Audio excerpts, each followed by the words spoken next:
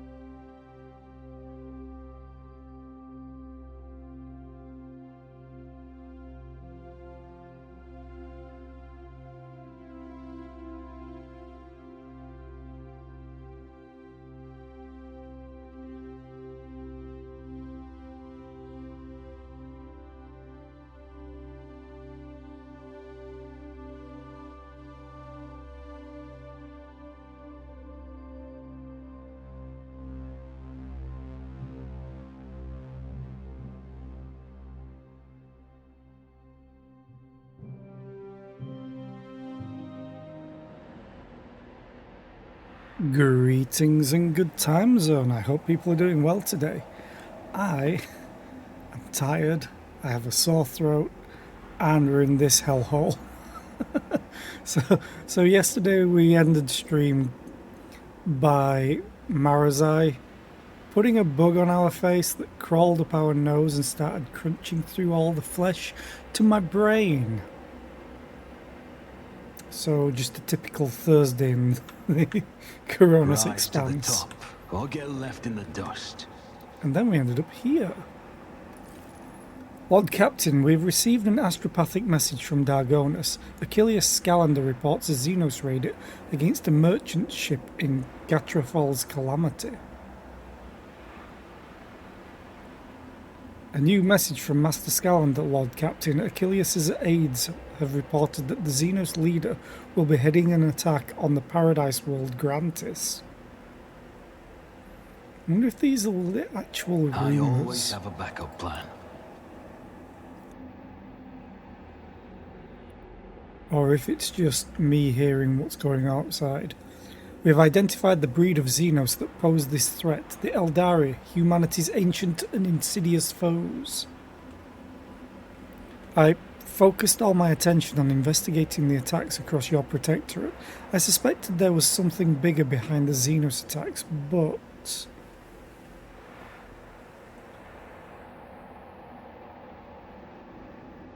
But what? Let me know. How is it that you were the only soul who managed to escape the trap on Rykard Minoris? How much truth is there to the rumours that the heretic Kunrad Voitvir is spreading about you?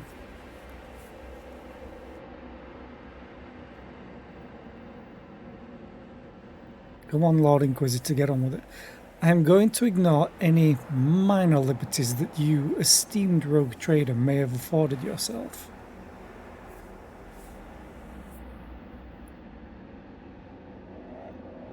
We can't go down there. Always keep your eye on the prize. Can't go down there. Ooh. Do my eyes deceive me? Explain yourself, Ilantak. Why do they never give you enough time to read it out loud? Why is there a shard of Kruderak in your chamber? Oh. That's what it is. But she never told us. You are accused of consorting with Xenos, betraying the Imperium, and neglecting the interests of humankind. Okay. Next. Every exposed area of Argenta's skin is mottled with an intricate pattern of scarlet blisters, crimson indentations, and charred tissue.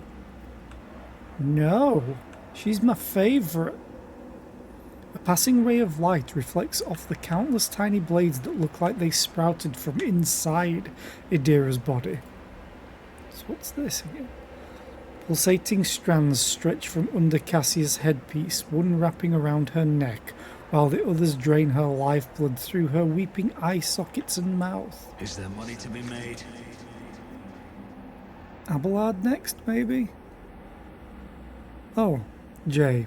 All of the cold trader's bones were broken. Her augmented arm was ripped from its socket, and the bones of every finger on the remaining hand are twisted and sticking out at strange angles. Great. Pascal's augmetics were separated but not extracted from his body. The places where they connect to the organic tissue teem with predatory millipedes feasting on the coagulating blood and accumulated pus. This is Abelard.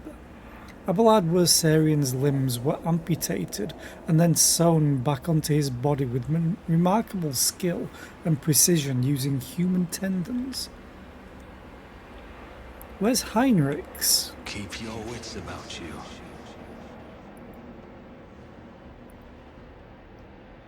Can't get to Nomos, though.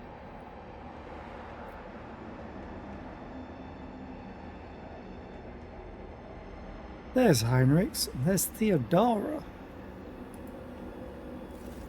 The Tribunal is waiting for your explanations. Come closer. But I don't wanna.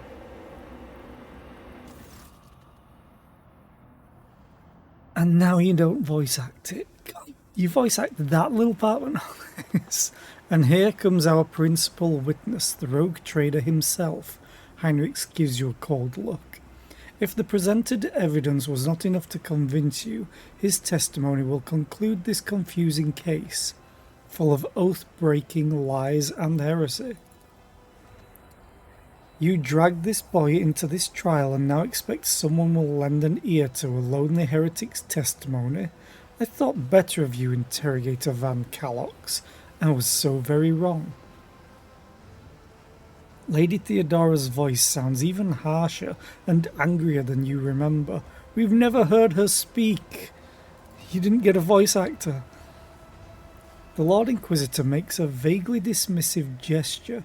Enough. Let him speak. The sooner this business is concluded, the better. Get out of my chair.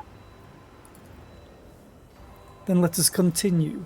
Shielded by the powers of the warrant of trade granted by the Imperium, Theodora von Valancius more than once allowed herself to openly collaborate with Xenos. You have never seen such a contemptuous grimace on the interrogator's face. She plunged her entire protectorate into apostasy and heresy, including the current rogue trader, and went out of her way to prevent the Inquisition and me personally from maintaining order inside the Expanse. Does the rogue trader admit to fraternizing with the Xenos, serving them as a puppet and rejecting God Emperor's blessed light for the sake of his heretical desires and base profit? Oh, Jesus. Usually this means I can do it and then do something else, so I'll go for it. 25% chance. Wait, something is wrong. Why are you all here? Where is Marazai? What happened? I succeeded. I rolled a 1. Apparently I had the 45% chance. Think it did the difficulty modifier the wrong way. You try to recall anything at all, but your thoughts keep swirling like a turbulent maelstrom in your head. And searing pain grips your temples. Oh, did I break out of it? Oh. Heinrich bends over you with a crooked smile. Rogue trader, are you all right? Or was your heretical association with Xenos so disruptive that you lost your mind? I got rid of... Or did I? No, it's still all there. The mocking words do little to hide his irritation. The interrogator is obviously displeased with the turn the conversation is taking. The Inquisitor leans forward slightly at the sight of your anguish. For a brief moment, the boredom in his eyes is gone. It was amusing, but the joke has outstayed its welcome. Theodora shoots the interrogator a nasty look. It is painfully obvious this heretic is dancing to your tune. His word against mine? You had lost before you even unsheathed your blade, Heinrichs.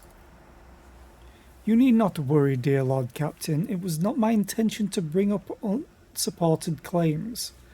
Heinrichs produces a data slate and skillfully manipulates the device until he locates the necessary information.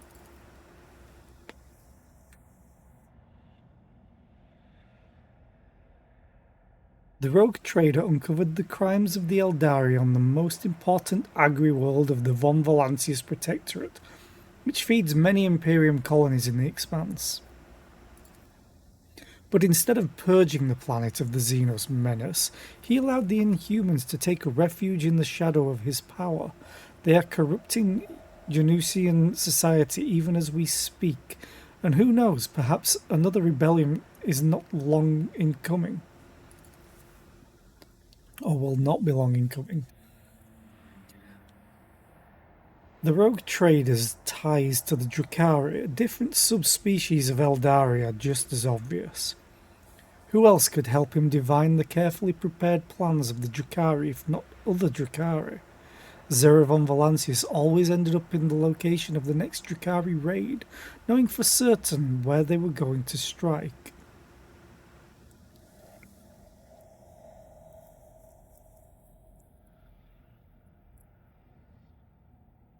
You can submit to the illusion twice.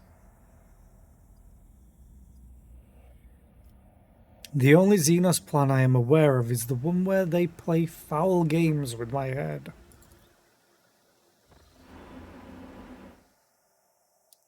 That's very disorientating. Why would they even do that as a transition? It lasts for like a second. Indeed. Xavier Calcazar shoots the interrogator an amused look. What do you think he's talking about? Oh, I'm also getting closer to the third rank. He is obviously trying to disrupt the trial.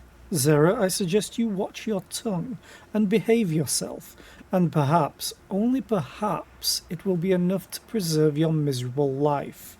The interrogator shoots you a withering glare. At this point, the tribunal probably wants to know what the true intentions of the von Valancius dynasty are. The rogue trader claims he has been waging war against the Drukhari this entire time. Except, was there really a war? Or was it another carefully staged performance? Heinrichs is looking at you closely, almost without blinking.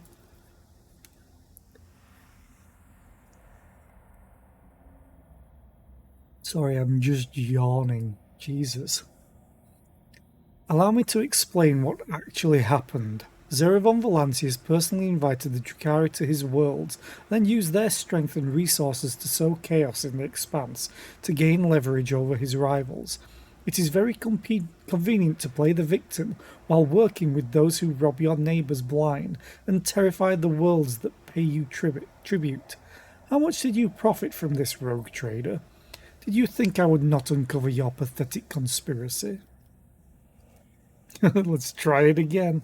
Enough of this circus, Heinrichs. I did not set up any attacks. I succeeded again? Yeah, it's doing this the wrong way round, but that's the only way that I succeeded, so I'll take it.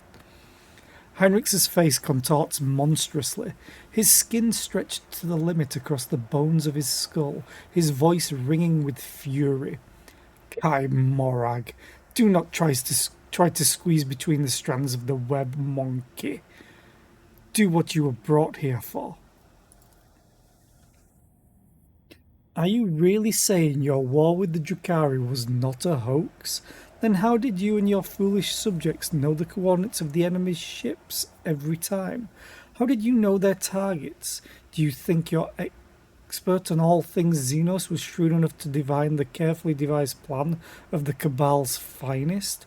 No, only other Drukhari could do that, and even then only a few.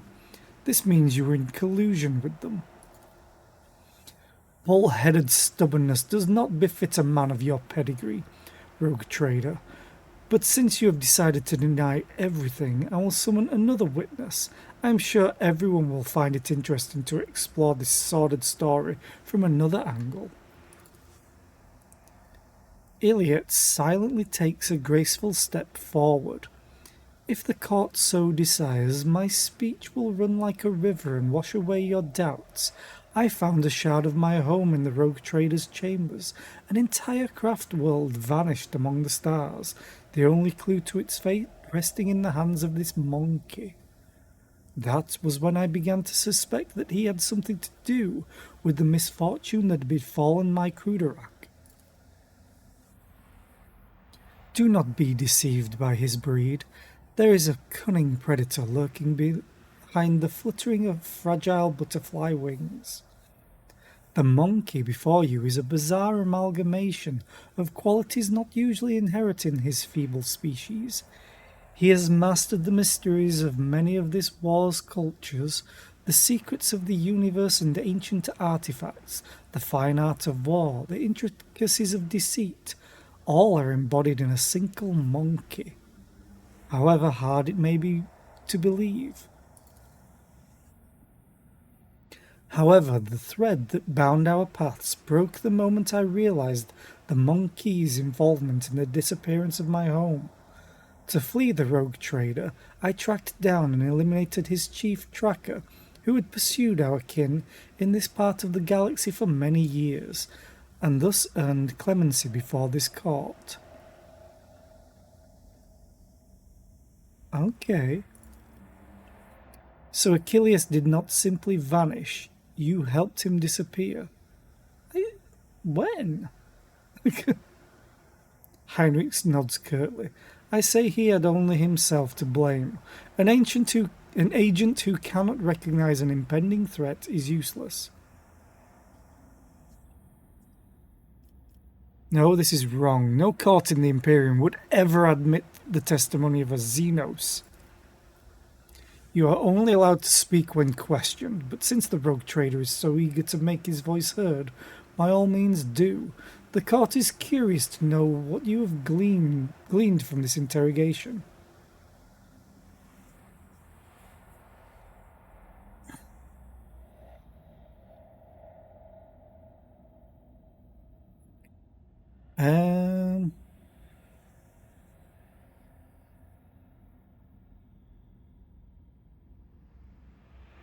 I want one or two.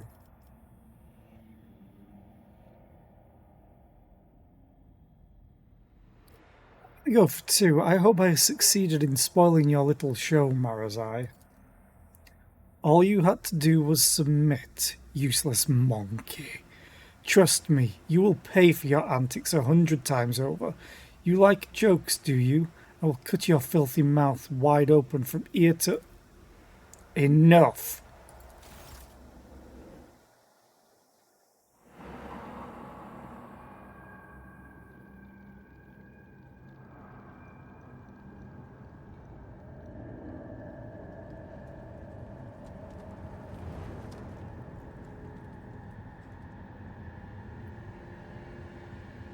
Oh, hello.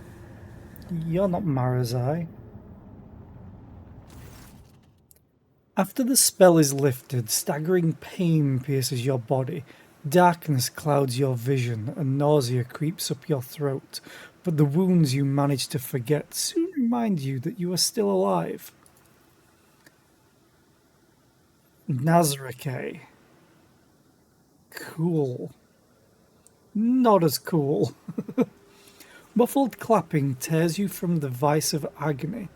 The Drakari in the centre of the chamber observes you coldly from under the golden mask, causing your insides to clench.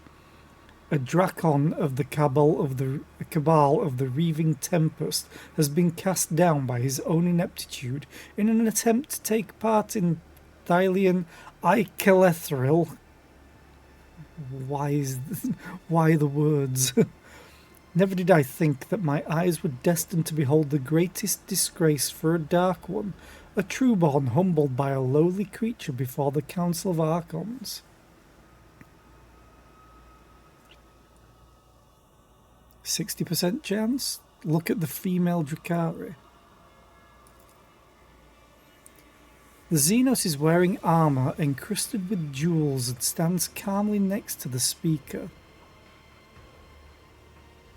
Okay. Such behaviour is typical of the Xenos occupying the higher tiers of the Drakari hierarchy, which means you are facing one of the Archons. Where is Iliad?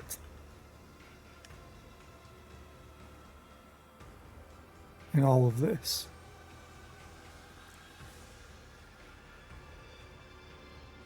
Oh, there she is.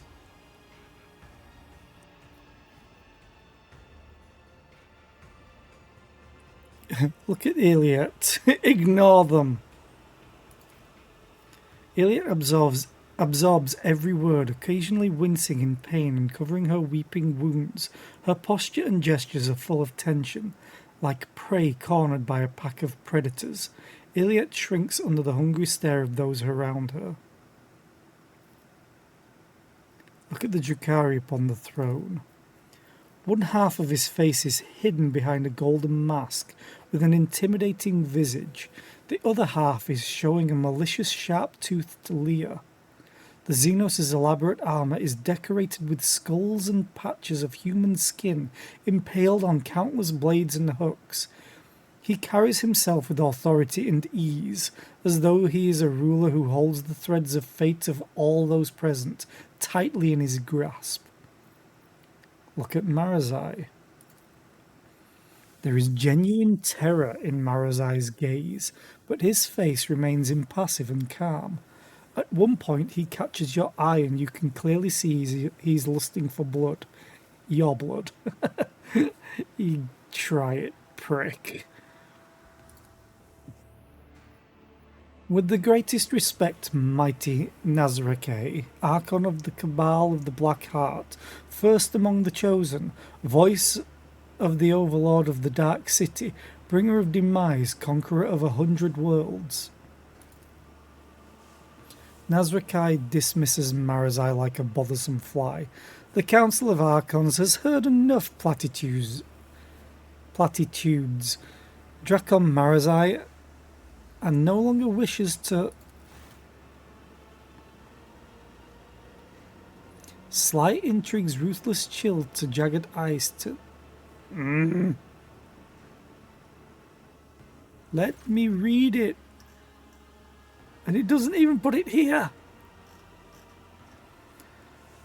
Stranger. That's a cool looking mask. I always love masks on villains. I think it's because of Gundam, to be honest. But I love kabuki masks in general. Having them as pictures of demons and stuff. Sorry, Oni. Of vitriol verbose and the cut and thrust. Keep time with fate's own machinations grave. But whose deft footwork leads to naught but dust, while from its brutal finish none can save. This play the puppet master granted me, through murky stalls a path obligingly.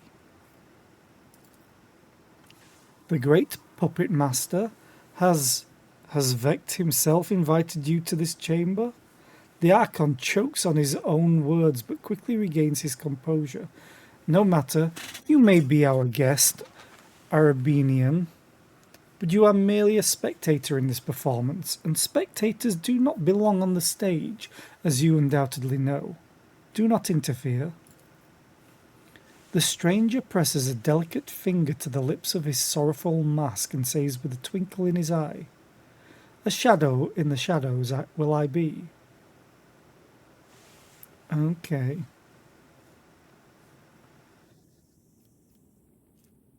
So I can't fail this. Look at the Eldari who interrupted the trial. The bright motley, the hollow suit, the mask hiding its owner's face, and the graceful, subtle movements. Yeah, I figured it'd be a Harlequin. Before you stands a Harlequin, another representative of the multifaceted Eldari race. The Xenos catches your eye and nods. For a moment, the play of shadows on the mask appears to twist his expression into a mischievous grin. Recall what you know about Vect. You have heard many gruesome tales about the atrocities of the Drukhari, but the cruelest and vilest always involves Asdrubal Vect, the Archon of the Cabal of the Black Heart, the supreme overlord of Comora, and the most dangerous of all his dark kind.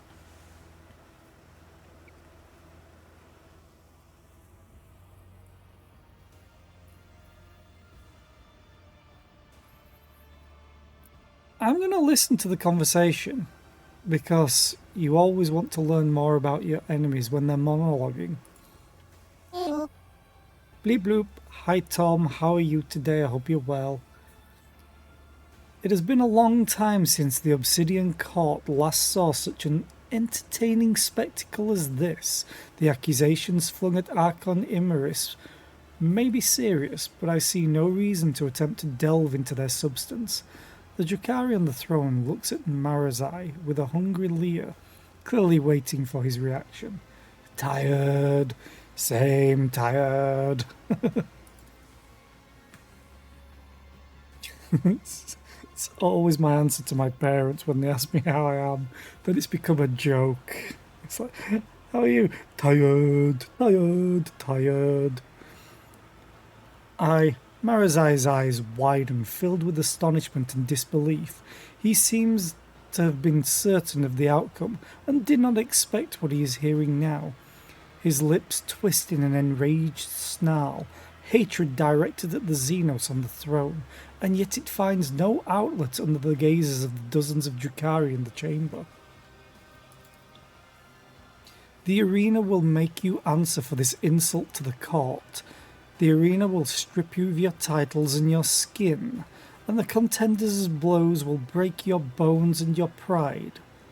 Nothing but blood and suffering will wash away the shame the Dracon has brought upon himself this day. With a hiss of rage, Marazai draws his blades, preparing to fight back. My back's better, it's still a bit stiff. I will be going back to work today. But I'll be taking it easy at work for once. Hopefully.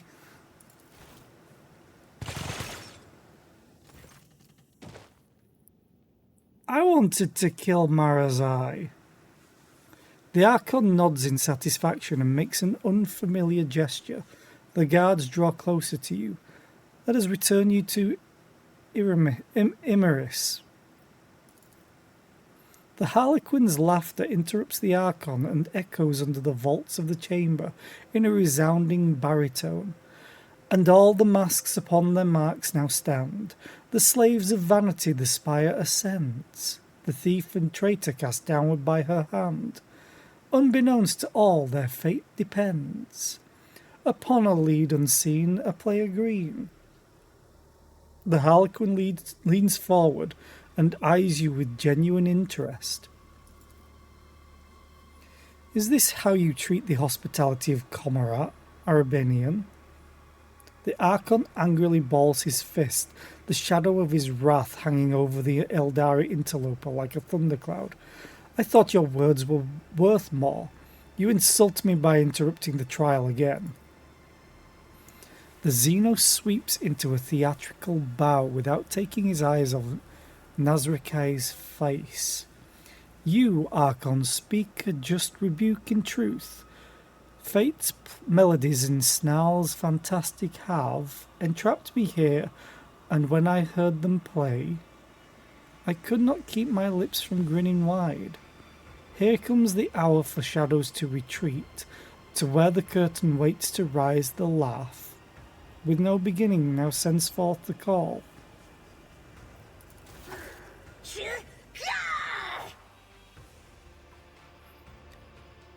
Okay, they all just hit me.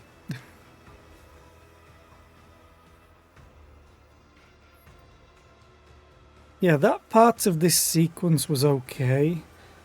The part during the interrogation section had a few moments where it just felt awkward when it switched back to this scene. Like we were seeing for about a second what was going on in the outside world, which was nothing.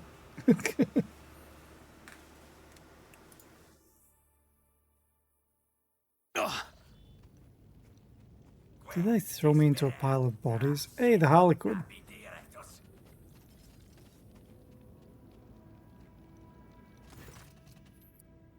The world is an impenetrable haze of warm pain. You lie motionless. No, you rest in the murky gloom, slowly dissolving into nothingness. Sometimes your repose is troubled by unpleasant and persistent tremors coming from the place where your legs used to be. What? You do your best to ignore them. Away, you vulture, this is not your prey. A vaguely familiar voice reaches you through the curtain of darkness, but your disobedient thoughts refuse to reveal where and when you have heard it before. Was it just recently, or 100 lifetimes ago? The trembling coming from your legs is replaced with a violent jerking motion, and then it finally stops. From this phantasmagoria retreat, and deftly seized my merchant vagabond. The puppet master's strings left dangling again rise up to take your place and dance. A spark ignites in the darkness, and its light ruthlessly cuts through the gloom that envelops you. An ugly image of the reality around you assaults your retina. You can feel your body again and realize it is filled with pain. Your shoulder is sore from an infection.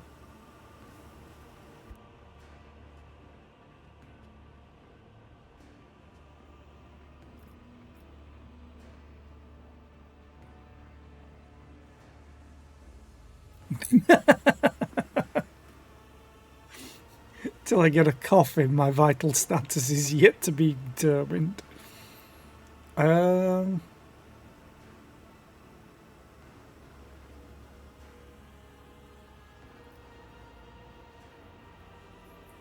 feel this will go badly.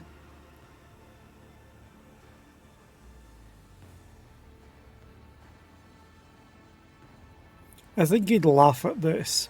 Till I get a cup of recaf, my vital status is yet to be determined. Alas, the bliss of death will save you not. The whirling waltz of chance and gloom you'll dance. A prickling sensation burns your shoulder, and the darkness at last fully withdraws from your mind. Whatever the injection was, it is making your heart beat a frenzied tattoo, and your pupils narrow so that you now register every detail of the disgusting place in which you have found yourself in merciless clarity.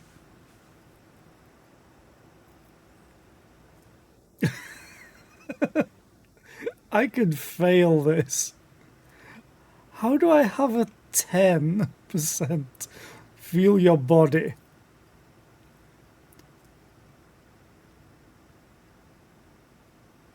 What? Something's going wrong with the display and calculations of some skill checks. Like yesterday I failed one that it said I could succeed at. That it said that I would have succeeded at. You immediately regret this decision. Every inch of your body is suffering. There is a dull, debilitating pain in your head caused by chemicals of some kind. Your body is covered in deep cuts, made either for fun or with sinister intent. All of your organs appear to be intact, but the same cannot be said for your blood. You have lost a great deal. Finally, a strange gnawing spasm occasionally flares at the base of your skull. It is not severe, but for some reason it is what concerns you most of all. All your equipment is gone, as are your shoes. You do not even have a knife at hand to fend off enemies or to open your veins. It said I didn't have legs.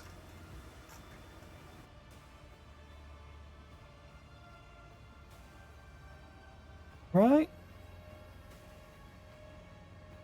Sometimes your repose is troubled by unpleasant and persistent tremors coming from the place where your legs used to be.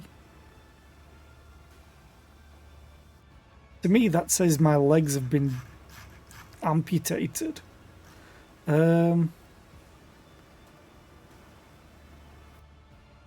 Look at your rescuer. Your eyes refuse to focus on the blurry figure of the person who came to your aid.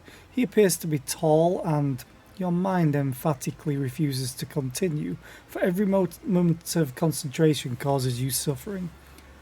Look around. You are surrounded by the dead, numerous corpses, mutilated bodies and pieces thereof. Humans, Drakari, and other Xenos unfamiliar to you lie motionless in this gruesome mortuary. Great. I have seen you somewhere before. Who are you? A dream obscure of death, deliverance, illuminating will and agony. Where am I? Among the shadows in the wings you lie, where Torta pulled the puppet master's strings. The stranger intricately links his fingers to mimic the tools of a puppet master. My companions, where are they? Not here. The roles have been decided now. But if you play your part, perhaps the plot will draw you back together, or to doom. The figure's cruel laughter follows. This overture in verse, the final lines, the merchant's time to tread the boards has come. Embark you now upon your pilgrimage, and take my parting gift, a humble prop. The stranger deposits something in your hand and disappears into the twilight.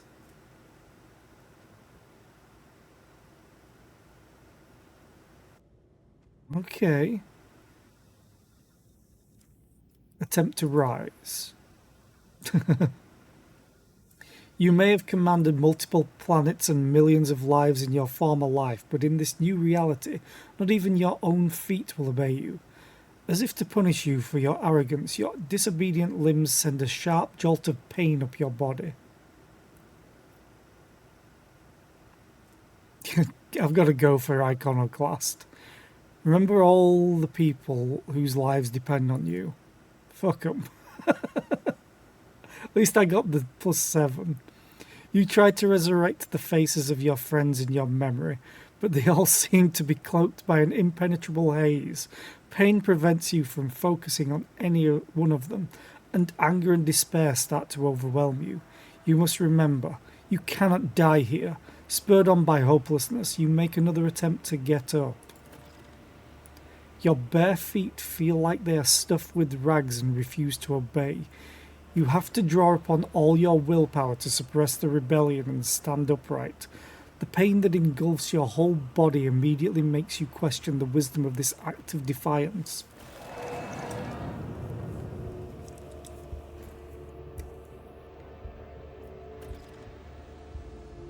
Well, this is fun. I can't move, by the way. Miscalculations are for commoners. I need to I select don't make myself. mistakes. I make profitable learning experiences. The corpses smile at you with warmth and whisper quietly, "You are done with. Join us." Beggar. Ugly beggar.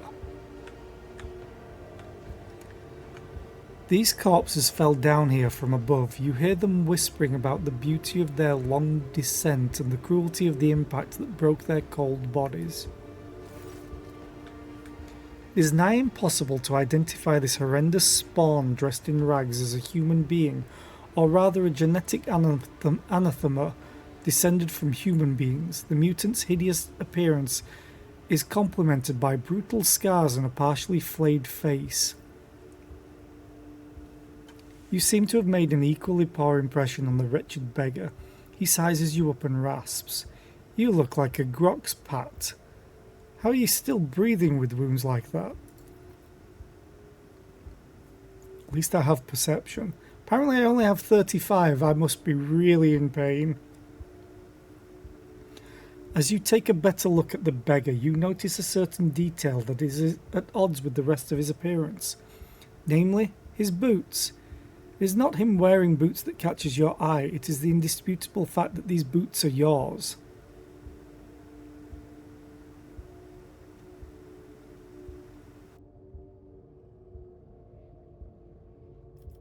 "Attend me, commoner, for your help I shall shower you with riches." He lets out a gleeful and a caustic giggle. "I think I see how you got roughed up like that. I've looked at you for 5 seconds and I already want to put a bullet in your skull. Why should I help you? Perhaps we can strike a deal." "You want to trade? I've got things to trade." The beggar lifts his rags and you catch the dull glint of a pistol handle. "Whatever you got, apart from your innards or whatever that thing is that keeps trying to fall out of your gut."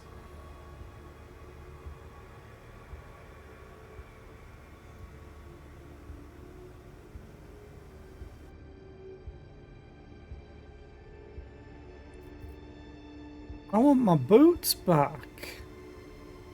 I should have quick saved.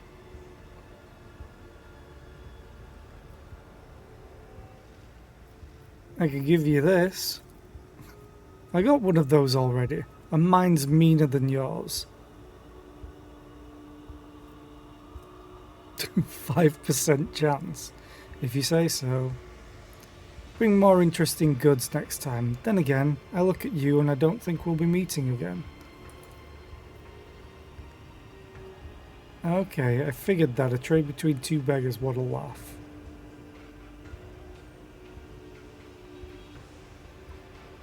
I need shelter and the assistance of a healer. The beggar looks at you skeptically, thinks for a moment, and then nods. Fine, who else should help a hapless soul in this accursed place, if not another hapless sap, right? Come, I'll take you somewhere safe. He offers an inviting gesture. Then something in his wrist clicks, and a long blade coated with something foul thrusts out of it. A moment later, the blade sinks into your flesh. Returning the boots. You return the boots in Chapter 3. What?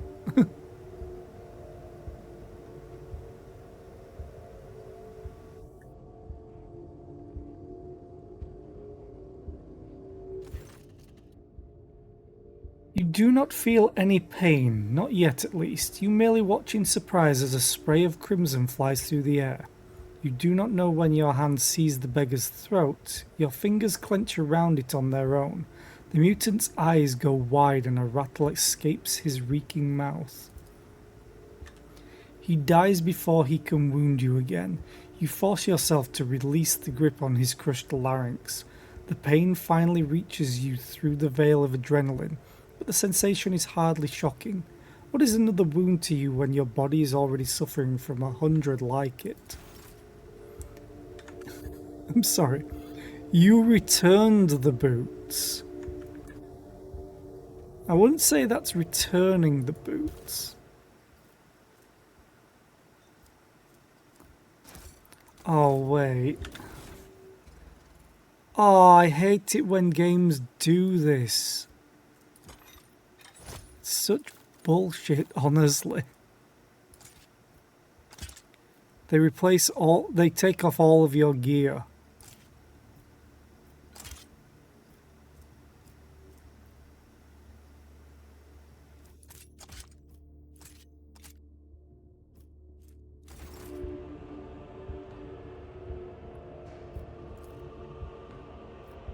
I always get the job done. What am I suffering from?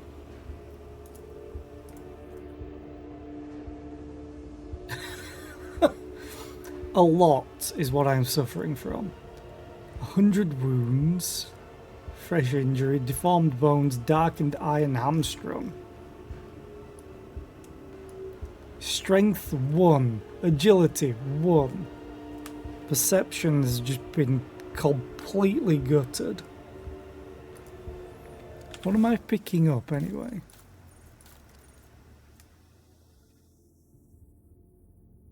A bunch of stims. But no, I hate it when games do this. If I get the chance to get my gear Just back. as I planned. A large medikit.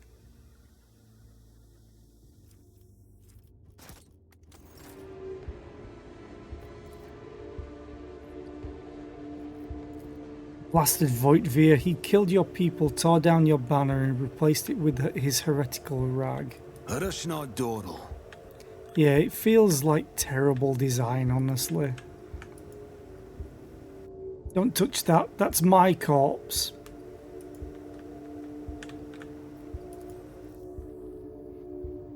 It's just awkward having Success is the only outcome I accept. to put on your gear again. Whatever the dead have, I take it. If you surrender to the cough and lie down, it will be easy to breathe and your lungs will stop burning. What? Rise to the top, or get left in the dust.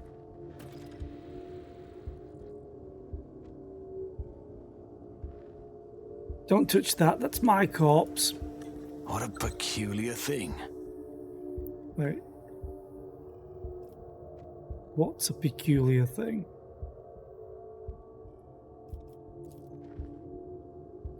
The wide maw of the chute stretches into a mellow grin, as if promising to disgorge a few more bodies to keep you company. That's how it's done. Gladiator's healing kit.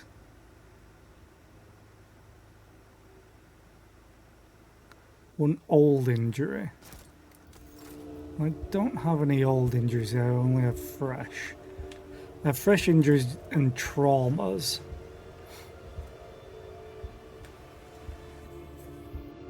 You're on the verge of death. Like, if I get to a place that has my gear,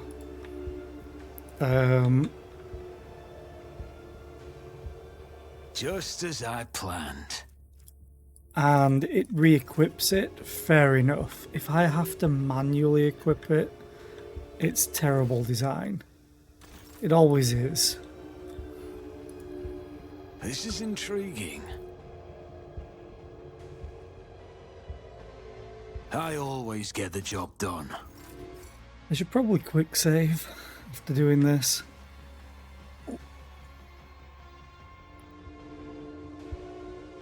Don't hurt me, I've got nothing for you to take.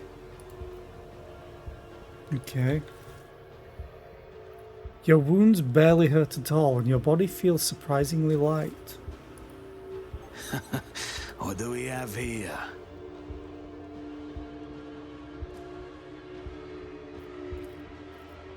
That's how it's done. I'm getting a lot of stims. Makes me think, should I be using them? There are so many dead people around you. How? It must have been Voigtfir. Damn him for what he has done to your crew. I always have a backup plan. In a pleasant voice, the strange device invites you to put your hand in its depths and press the activation button. How about no? Always keep your eye on the prize.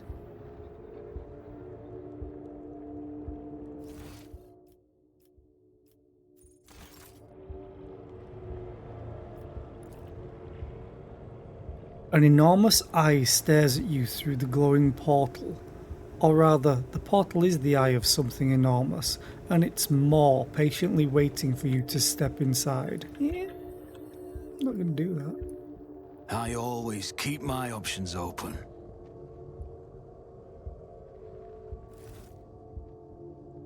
You surrender to the cough and lie down. It will be easier to breathe and your lungs will stop burning. Did I trigger that again?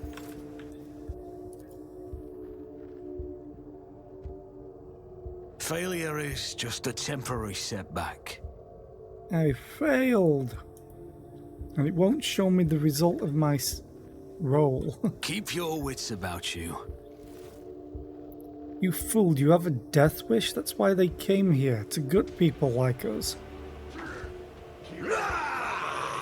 He's still going to try and sneak past. What? Still going to try and sneak past. Maybe they won't take any notice. Yeah, they noticed you. You've got to creep along. Stick to the shadows. Go around. In the chasm, you can get in anywhere.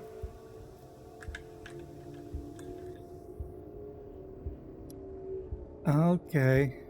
I also hate stealth missions in games. An athletics check? I'm terrible at this. I'll learn from this mistake. I took 1 direct damage.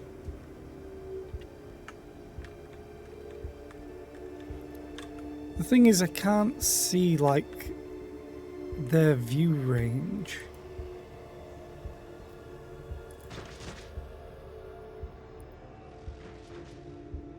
Rise to the top or get left in the dust. It's fresh corpses, your face. Its killers are standing nearby and you had better steer clear of them, seeing as they have already succeeded in killing you once. What's that noise? I want to sneak around. I think they wandered that way.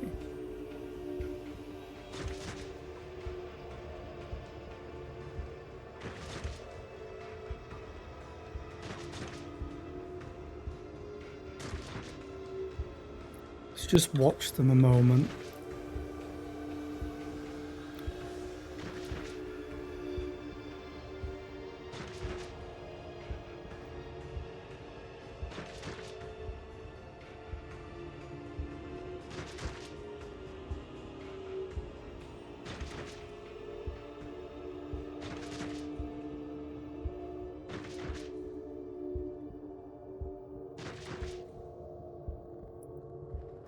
Challenges make the spoils that much sweeter.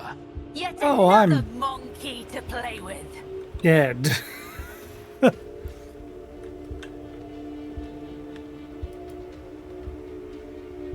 I'm so dead.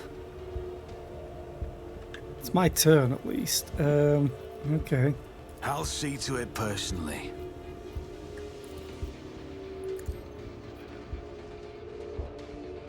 Oh, 100 health. 100 health. Yeah, it's gonna suck.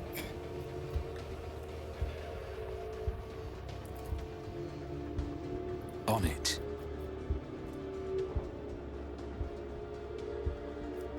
I was like, why can't I use my attacks? I'll see to it personally.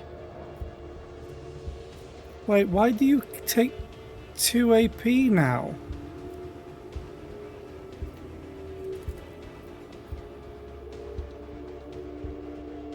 You only took 1 AP before. Who Wait, if not surefire me? plan.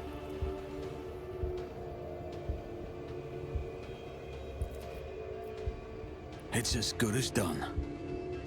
Another enemy down. Damn. I don't think it was a gear buff. Surefire plan and then Death Whisper. And they're not in line of sight? Ah, God damn it.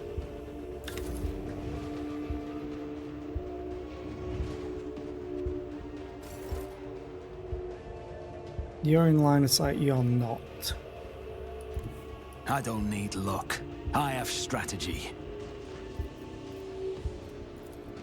Quick spot.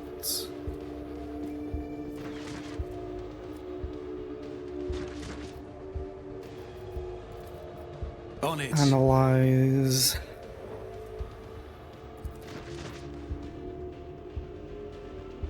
I'll see aim to for it the opening. personally. Oh, I have an idea why. I think it uses the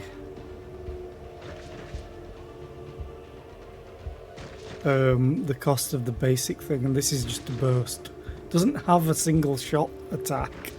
It's kind of funny. I'll make it happen. Miss. 69. Nice. Not really though. Who if not me? Okay, I think I'm dead.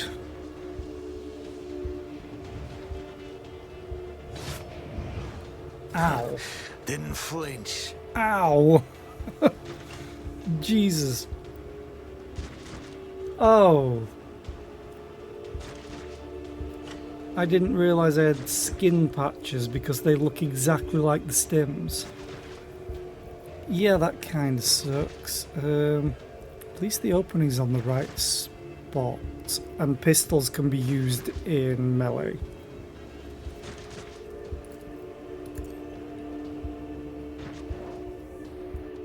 I'll make it happen.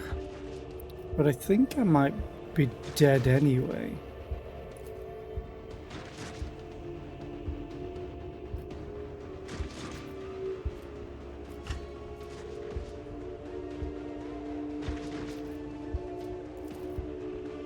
On it.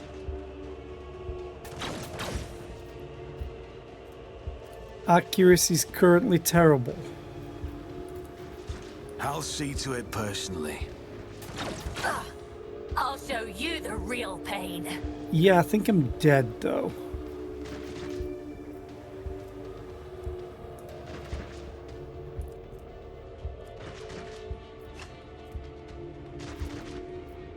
I'll make sure to return the favor one day. Let me reload it. That's the first game over screen I've had.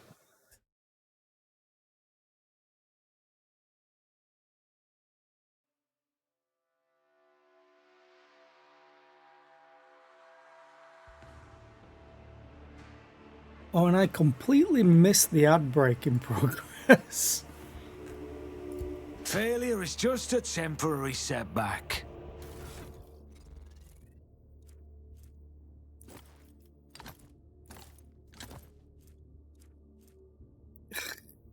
Yeah, that's stupid that I didn't notice it was a skin patch. Anyway, I'll wait for this ad break to finish.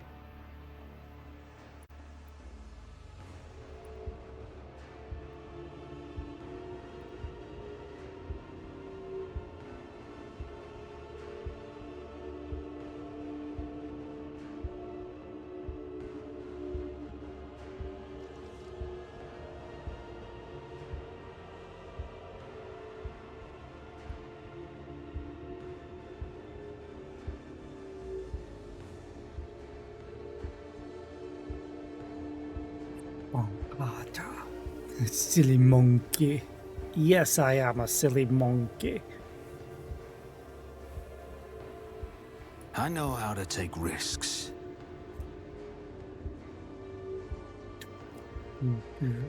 Just funny because I've got 4 traumas. So I guess if I did fail my searches, I wouldn't be able to do this. Okay. So because I'm an idiot and didn't notice that they were different to a stem, let's use this. I won't forget this.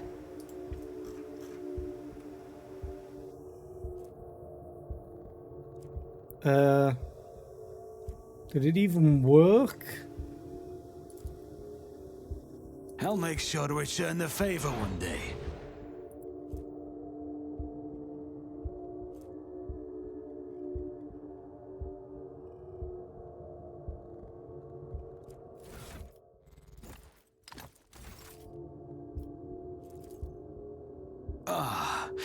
I won't forget this.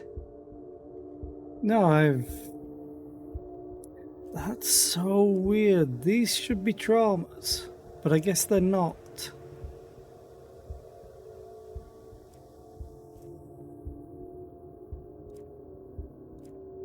In which case I'm going to quick load, because that's a waste. Unbelievably a waste.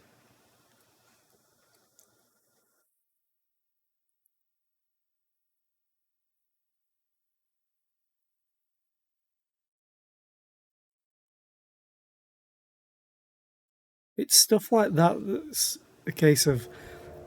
I wish they would show me exactly what it is. Like, it's a fresh injury.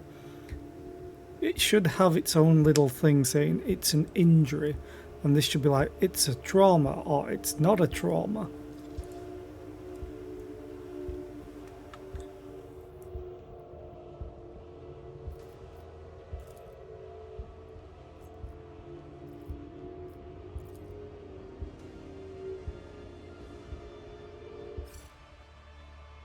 I want to fight them, though.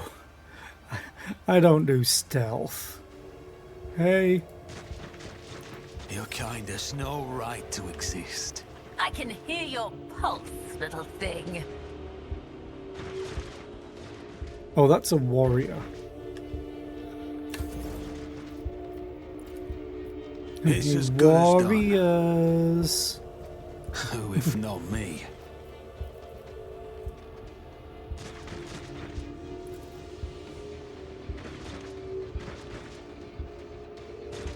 On it. Come out to play. I'll see to it personally. 95% chance to hit. It's as good as done. You never stood a chance. This Nice. can't be. You're ranged. Wait, what the hell is blocking line of sight to you? Oh, it's not line of sight. It's this pistol has very short range. 5. That's why I can't hit you.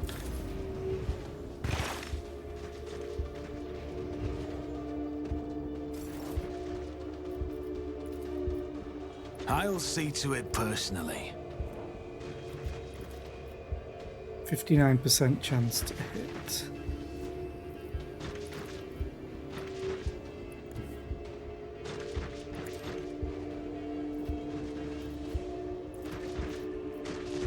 %49%. What?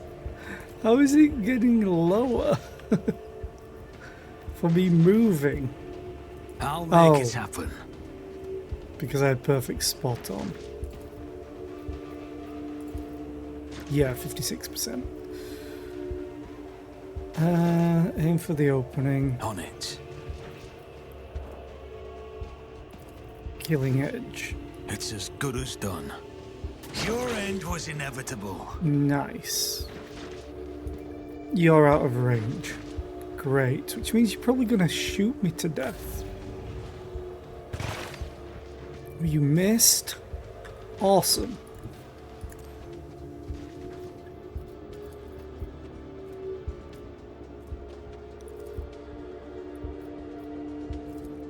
Aim for the opening.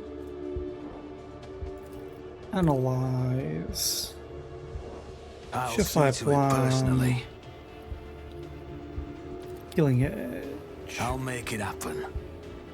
You never stood a chance. Will not submit. This is 127 damage with a pistol. Just putting that out there again. Oh. The funny thing is I can wear the splinter rifle to give me range.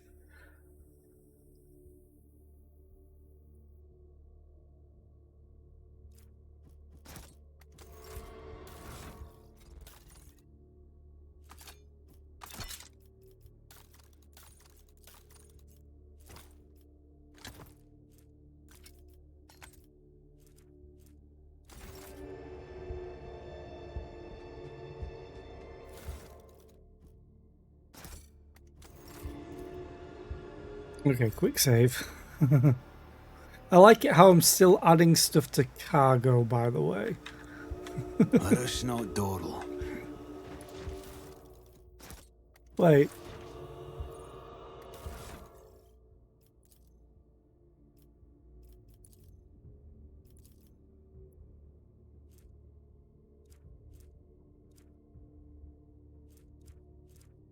They took all of my gear, but can I essentially look through my cargo and give myself gear?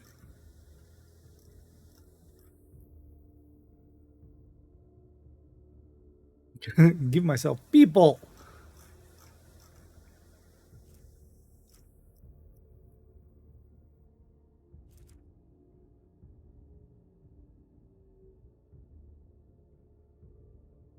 I don't think I have any snipers. It's more of the armor that I'm looking for. I guess. Yep, I can. Just for now, it gives me some extra stuff. Yeah, it gives me some armor. I always have a backup plan. The dead man grins condescendingly, beckoning you to take a place beside him. He has this life figured out. Yeah, he's missing legs. Boots. Grants +5 agility and 4 times agility bonus plus dogmatic rank % dodge against attacks of opportunity. That would be for Argenta, and she's fine with it. Like, was there Is there nothing money this to be way? made? There's a wall. Yeah, not being able to get rid of my traumas, because they're not traumas, feels awful. Shriekers. Always keep your eye on the prize. Already read this.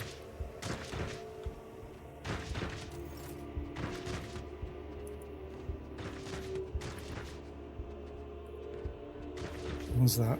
I have a sneaking suspicion the next fight will be my last. Pass me that stimulant. The barking of weapon discharges becomes Theodora's disapproving grumble. Do you consider that to be the face of a rogue trader? What?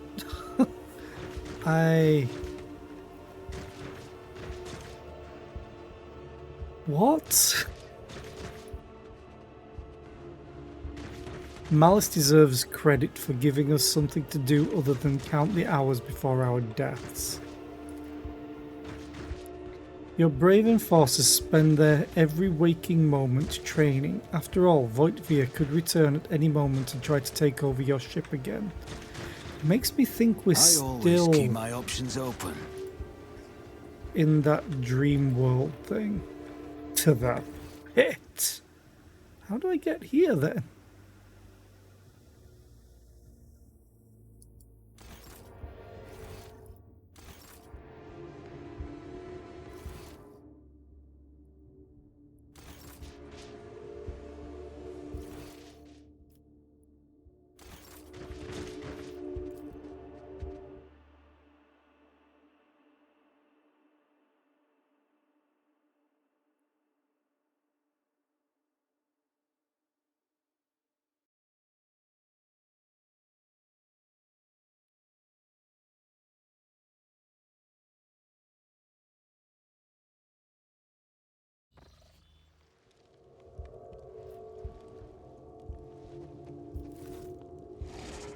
Your wounds barely hurt at all and your body feels surprisingly light.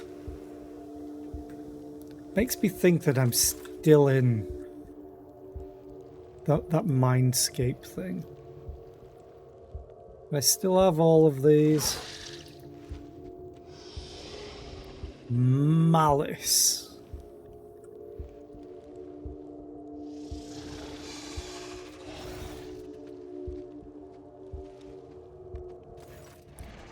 Some initiation, that poor sod is hilarious.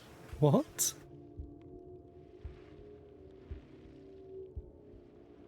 The den you have found yourself in is filled with heady smoke, and the walls are lined with living shadows. The centre of attention is a snake-like Xenos. He's engaged in conversation with a pale, harried-looking Drukhari, pays you no mind, much like everyone else in here. I've fought them before. You have heard of this breed of Xenos, the Slith. These creatures can often be found in the entourages of powerful Drukhari lords, where they serve as bodyguards and champions. They are just as depraved and vicious as their masters, but theirs is a more primitive intellect, and they are driven by baser needs. Survey the room. Everyone gathered here is armed. They all bear scars and some even have fresh wounds. You notice a few humans among the Xenos.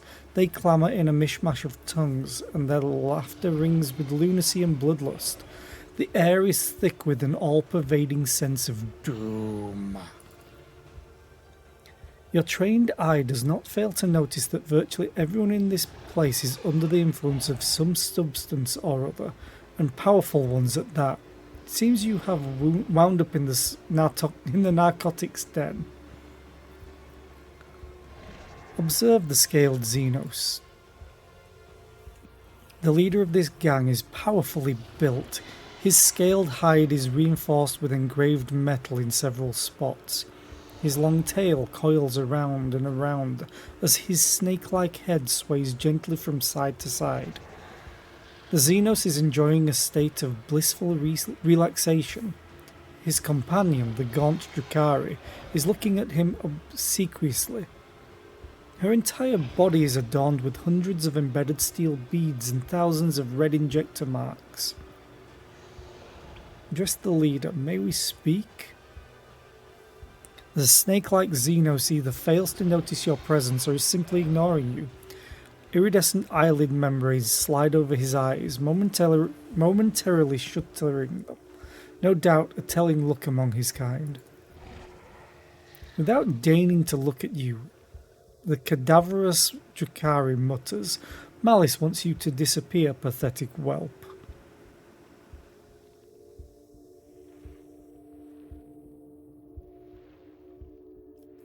Lovely day we're having, isn't it? Help me, I beg you. You are Malice, I take it? His serpentine head turns to you with inhuman fluidity, his forked tongue tasting the air. I am Malice. You are an inconvenience. Get lost, or you'll find out how Malice deals with inconveniences, humanling. I require aid. I am wounded.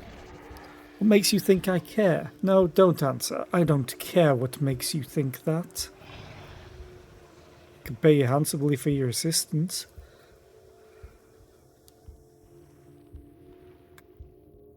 You have nothing. Don't waste my time. The Xenos keeps his attention focused on the Drakari, but his scaled fingers holding an elegant-looking injector clench in displeasure. He speaks slowly and indolently, like a snake about to enter brumation.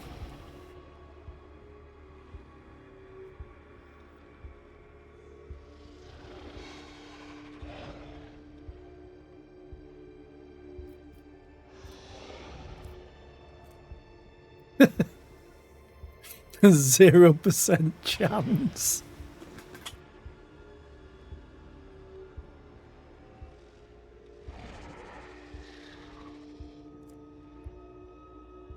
Be funny though. Everything's just minus 60. I kinda want to do this just for the hell of it. I know it will fail.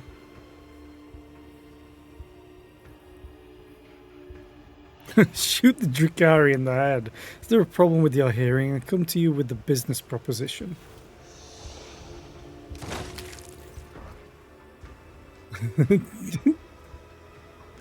And then it says that I had a 20% chance. The Drakari's head shatters and some of the scraps stick to the snake-like Xenos' face. You now have his undivided attention, and that of everyone else in the room. The Xenos' idle apathy drops in an instant and his tail coils as he readies himself to strike. You try to anticipate his attack with a pistol shot, but he's too quick. You watch in detached surprise as drops of something red spray slowly through the air. Is that your blood? The clawed hand that has sliced open your throat leaves behind a crimson trail. Surprise is the last emotion you feel before your consciousness goes dark for good. Should I get a game over screen in a dialogue? Okay. I kind of want to keep trying until that succeeds because it's lying to me. The chances. It's a 1 in 5 chance. I want to see if... Oh, I never entered. I want to see if it is bugged and it's just not displaying the chances correctly.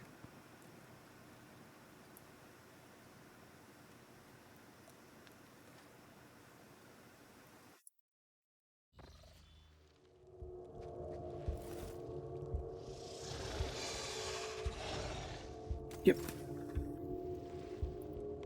Okay, so let's quick sit. Oh, god damn it. Well, I'm gonna try.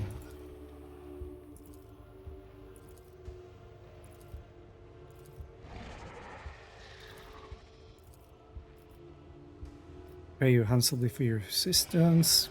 I want to see.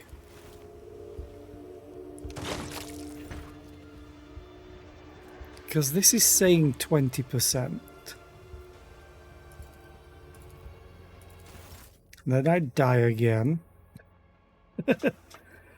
Load last save. Which is awkward because I have to go through two load points.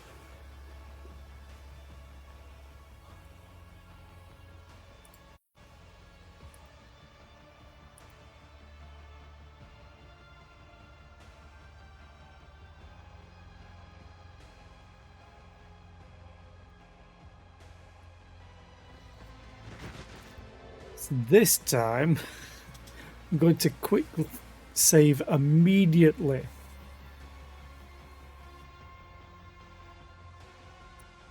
I have to test it for science just to see if it's bugged, which is annoying because this game is great, but the bugs, it's like I'm living Pathfinder Kingmaker again. Quick save.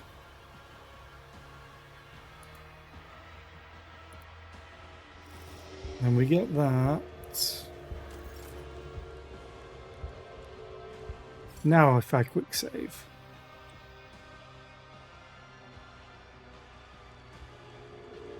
So I am simply going to replay everything.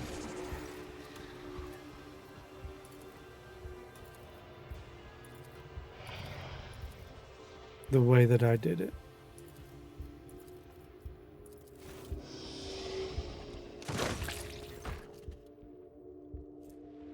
$55.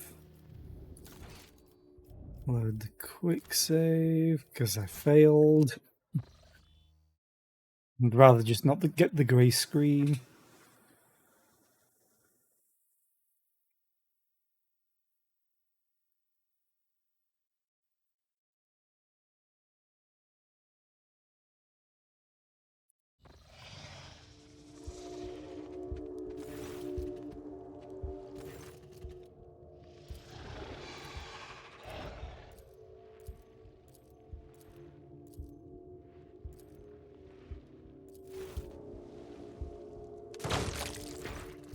Succeeded. So it's lying. I have 60 coercion, the difficulty modifier is -60, but it's saying I have a 20% chance. So it's not listing everything. Oh, I hate the bugs in this game. I really do. It's making me not want to play it. The Drakari's head shatters and some of the scraps stick to the snake-like Xenos' face. You now have his undivided attention, and that of everyone else in the room. The Xenos' idle apathy drops in an instant. His tail coils as he readies himself to strike, but he freezes. His eyes are transfixed on the barrel of the pistol aimed at this face. With a satisfied hiss he says, "I respect the fearless. What do you want?" "I need a healer." "I shall take all that I need myself." "And what will you give me in return?" "We shall discuss this later." The little strength you had left in your body has run out. You collapse to the floor, and the darkness that nearly extinguished your mind permanently envelops your vision once more. Through the drumbeat of your heart you hear Malice's voice from somewhere far away. "Patch up the humanling. He has character. I like those ones." Hey, I didn't get my throat ripped out this time. Sensation slowly returns to you. Your body is still in pain, but you are no longer on the brink of death. Your wounds have been crudely closed with metal clamps, and your throat is pocked with injector tracts, as though you've been wearing a neck pillow of needles. The one who rendered this first aid to you was certainly not a qualified chirurgeon, someone who would typically be permitted to administer to the person of the illustrious rogue trader. I want to play one of these in Pathfinder 2e.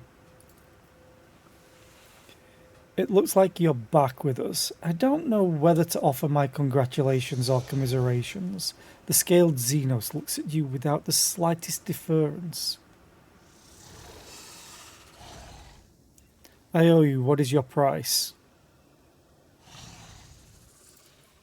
"Straight to business. I like it. You truly do owe me. But we will discuss that when you are no longer lying on the floor like a scrap of dead meat." As soon as you stand up, you are seized by a strange sense of unreality. It is as if you are still there, in the wicked darkness, and everything around you is merely a twisted mirage. Doubt seeps into your mind like a poison, sundering its contact with your body. You have to make a deliberate effort to hold on to the thought that you are you.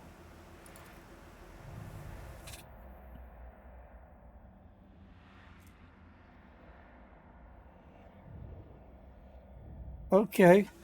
What, is your mind maggot giving you trouble? I saw it latch onto your spinal cord when you were being patched up. A fat, well-fed grub it was, with lots of teeth.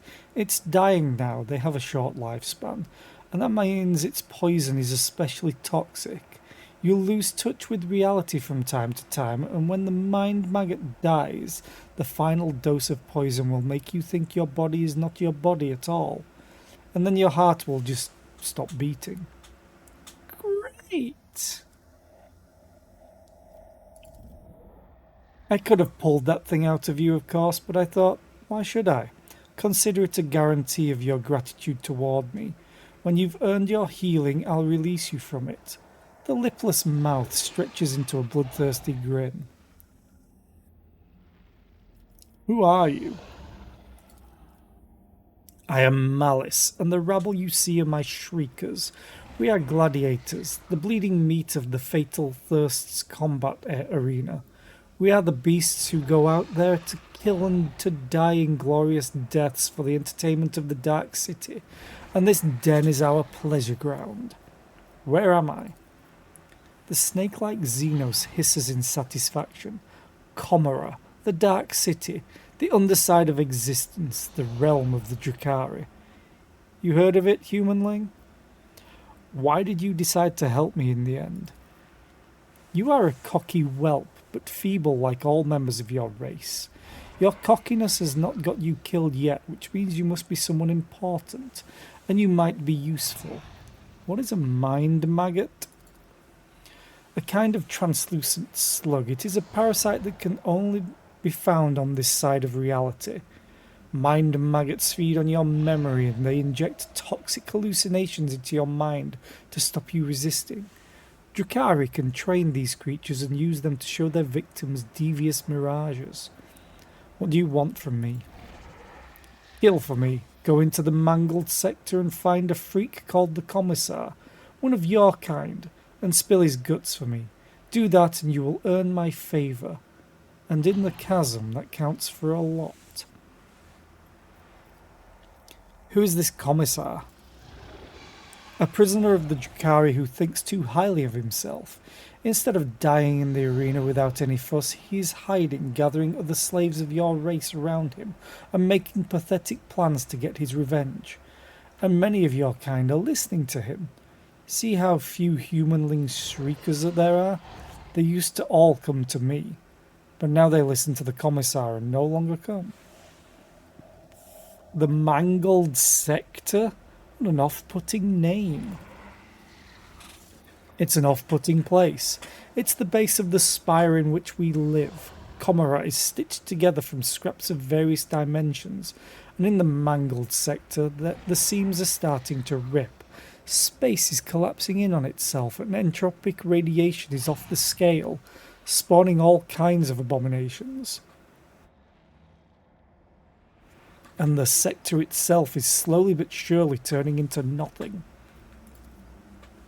You'd have to be insane to set foot in a place like that.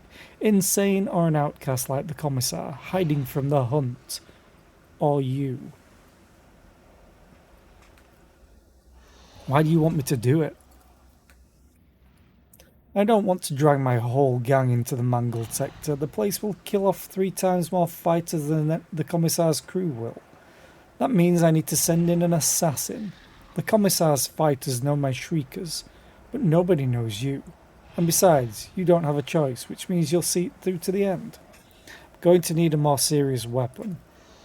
Prove that you're useful first. Do this and Malice will see that you have decent toys to play with, but not before. In the meantime, you can pick something out of the junk pile. Malice gestures at a container half full of shoddy equipment. Very well, I will kill him. Bring me his head, and in exchange I will share my toys with you. They make surviving in Comora possible.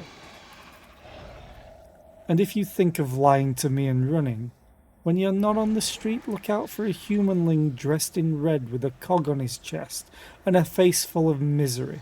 See how he is dying alone with nobody to help him. Your death will be just the same. I want my companions back.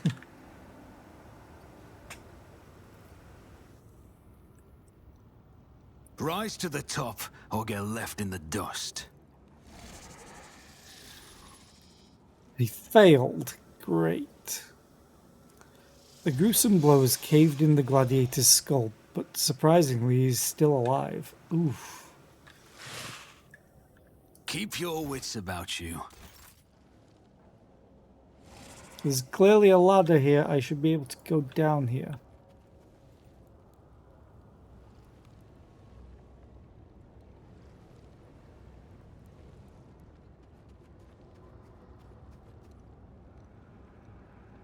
Please leave me in peace, strong master. I'm not stealing or begging. I'll just sleep here for a bit and be gone. I always have a backup plan.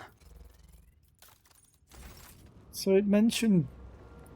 Oh, gladiator's pile. There we go. The tear in the fabric of space is sparking with entropic energy capable of unraveling material threads. Oh. Cool. Cool.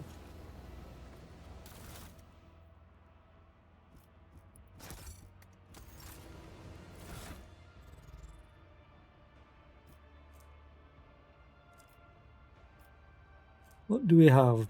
Shuriken catapult. A shotgun. Heavy stubber. Sniper rifle.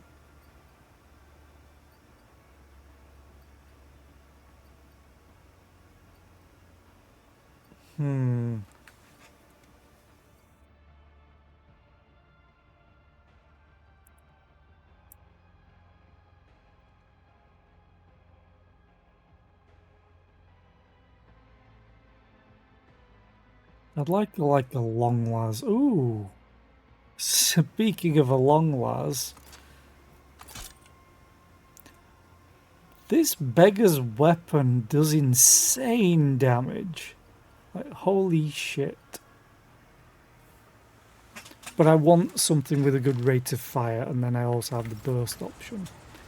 I should, strictly speaking, instead of having the Kabbalite splinter rifle, use the beggar's weapon because it's pistol and can be used in melee, assuming I can survive long enough in melee.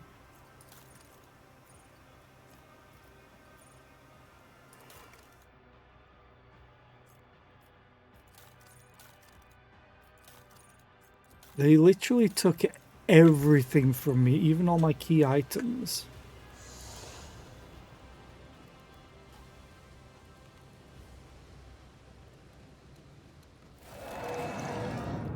Familiar sense of unreality rolls in, breaking the connection between body and mind.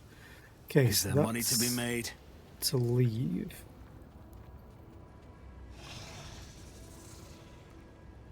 So I've lost my injuries, thank God.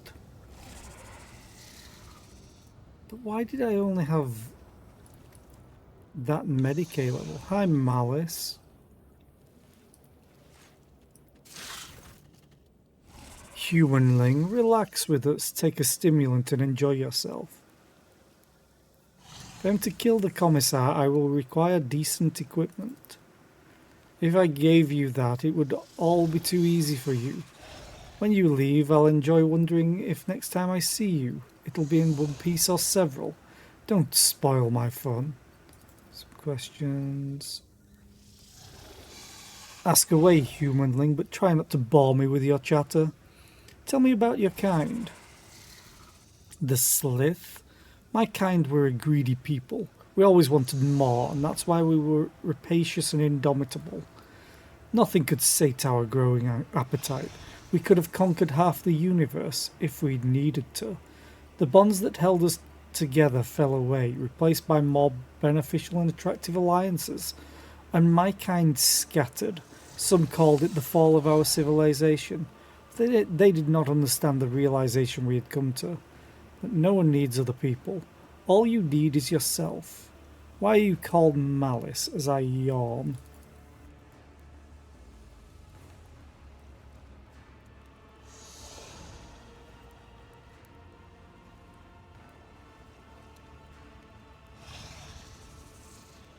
God, that was a long one. Jesus. The name is an accurate reflection of my nature, more or less. It was given to me by Gipaeril, Archon of the Cabal of the Sheared Tongue.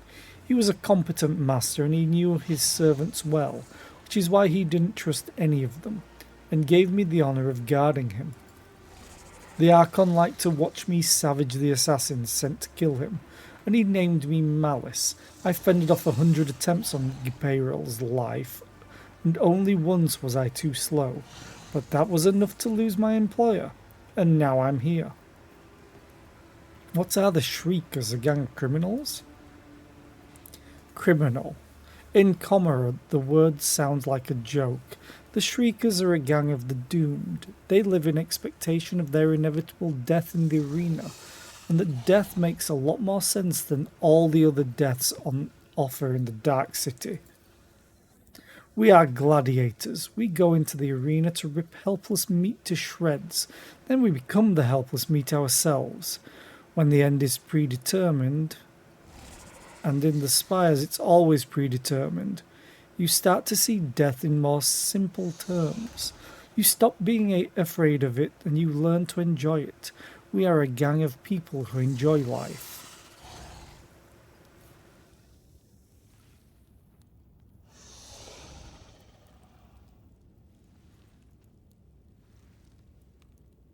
Um...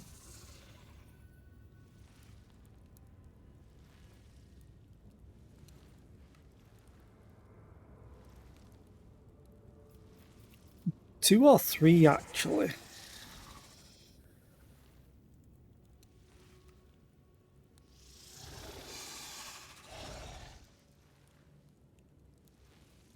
You can do two. Wrap it up in lofty drivel if you like, but in the end, you are animals kept for blood sport.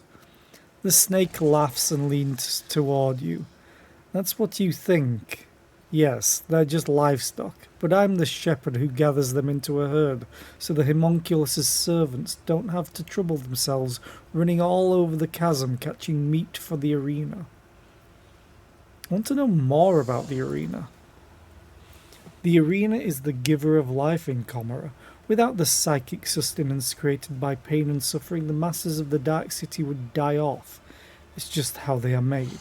The hungry come to the arena to gorge themselves, and the witch cults that rule the arenas ply their guests with bloody spectacles and heinous torture. The chasm is controlled by the Fatal Thirst, not the biggest witch cult, but an old and respected one. 3 succubi stand at its head. Tazara, she's dead, Kakaros, and Sinistheria, the most influential of all. But Tazara disappeared not long ago, and Sinistheria's been lying low ever since she forged an alliance between her cult and the Reaving Tempest, so the deadly Kikaros is in charge of the arena. How is Comora structured? Malice's voice turns wistful. Comora is hidden on the underside of existence and is stitched together from scraps of various dimensions and spaces. Long ago the Eldari created this place as a port, but now it is their refuge from She Who Thirsts. Comora has more bleeding spires than you can count, powered by the energy of stolen suns. An eternal war for power rages here. Ambitions and passions are the fuel in the fire of an endless conflict of open clashes and covert treachery.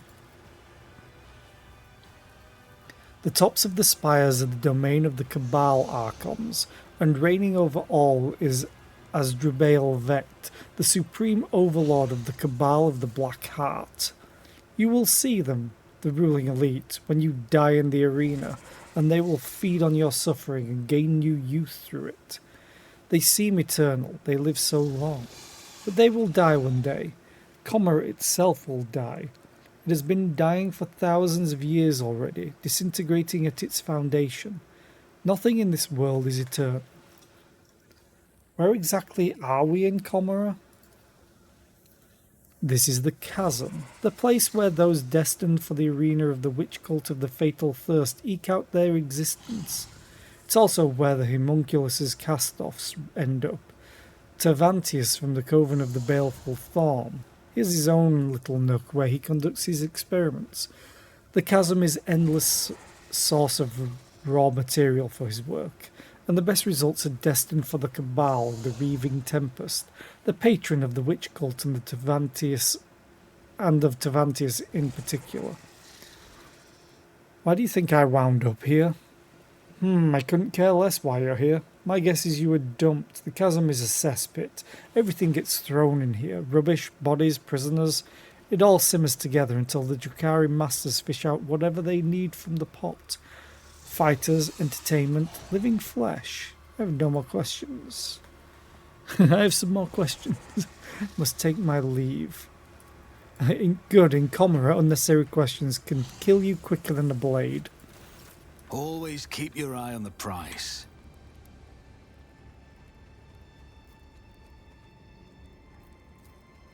I would like to get my companions back, please. After a drink.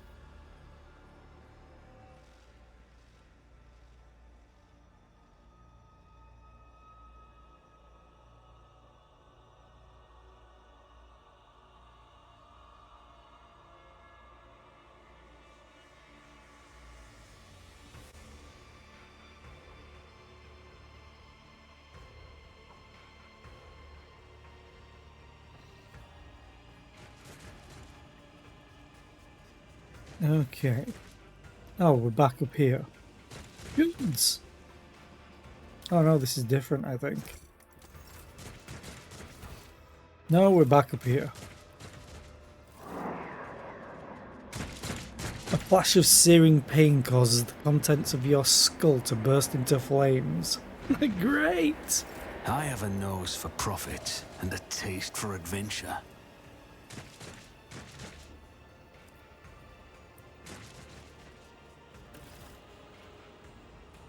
Hey, is that Iliet? The Eldari runs a hand over her face before turning to you. Her pale skin is tightly stretched over the bones of her skull.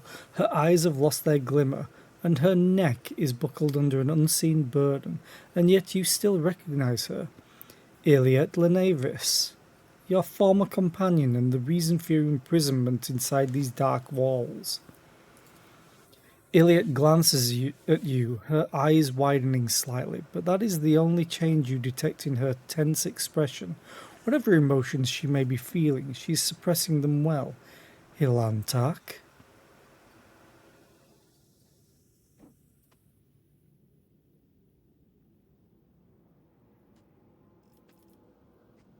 Not at the victim.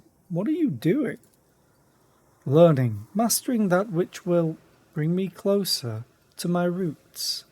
Iliet's voice vibrates with tension. The blade in her hand is shaking and her knuckles are growing bone pale. One of the Xenos who are watching Iliet torture the silent victim steps forward. Did the monkey come for a taste of pain? Then you must have patience. Our little guest still has so much suffering to extract from the first victim. Your prey is far from empty, Iliet. Do not hold back. Iliet grips the blade in her hand and immediately winces. Her spirit stone is bleeding a red glow. She touches it with an expression of anguish. The suffering overwhelms me. No more. I cannot bear it any longer.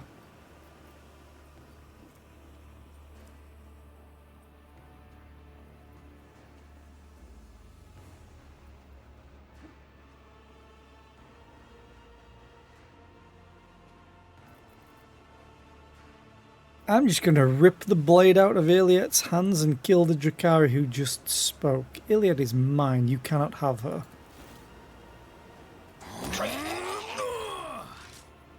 The Drukhari is too enthralled by the victim's torture to react in time. The blade goes through his throat and the Xenos collapses with a visceral wheeze. I thought these were the Drukhari and this was the victim. His kin move to draw their weapons and freeze, transfixed by the sight of their brother thrashing in agony. Iliet takes a ragged breath.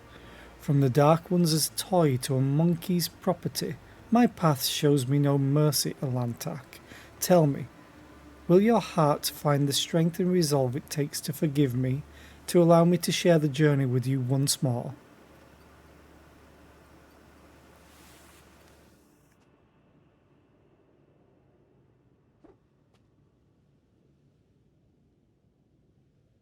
Um, like how you just straight up murder her.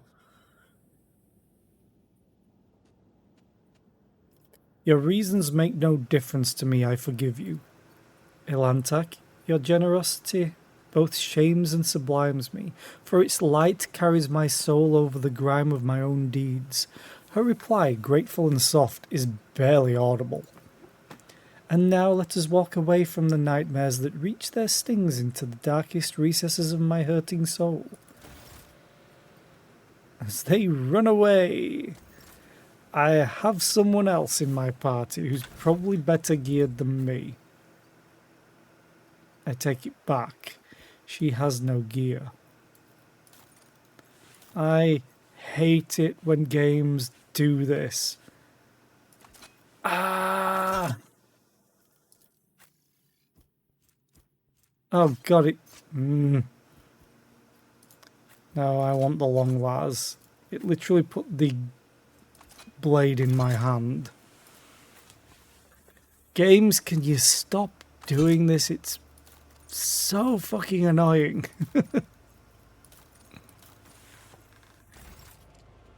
I hate it. I really do. Rise to the top, or get left in the dust.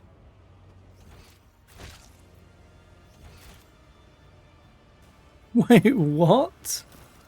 Mine? Activate the switch. Is this going to lower down? It is. Can we go over here then? Or do we have to go through the portal? I will lead us to fortune. You say that, but... Keep your wits about I you. need Pascal. A flash of searing pain causes the contents of your skull to burst into flames. I always have a backup plan.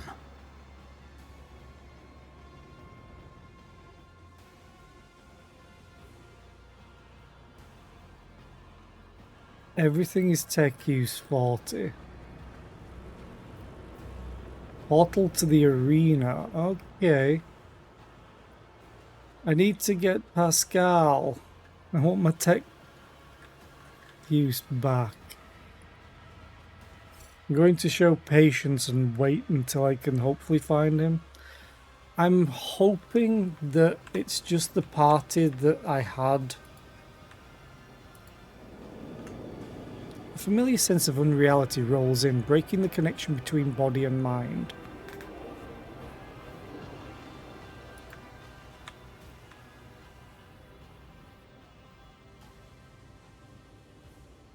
I think someone's at the door. Hang on a second. Be right back.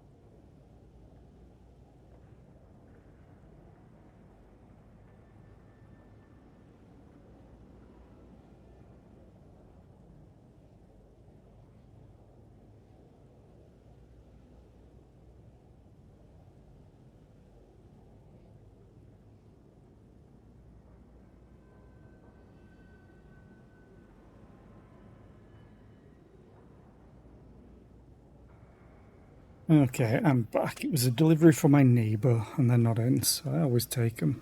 And then they always take mine if I'm not in. It's a good system that works. Okay. Everything's tech use based, and I don't have it. But yeah, I know why they do it. But I I just always keep hate my it when options games open. take all the gear that you have and your companions and have you try to remember just where you would put everything, which sucks because it's like I've already gone through everything to Is there money to compare, be made? and now I can't remember what everyone had, and you're making me make all the choices again that I've already made. It's bad game design. If they have like a container with everyone's gear and you could just like click and everyone gets it back and it goes back to where it was on the people, that's fine.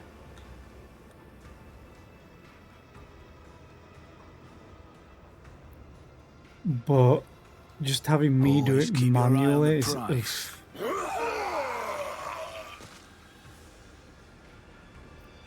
oh hi. Rack.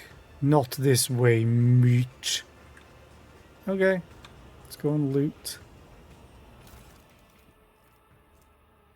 Auto guns that I don't use, but I'll loot.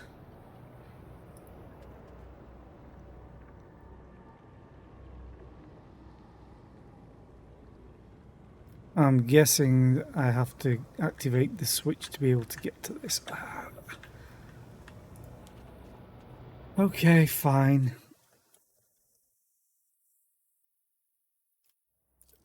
Once I get Pascal, I'll be fine for all the tech use, or I should be. At least with his base values.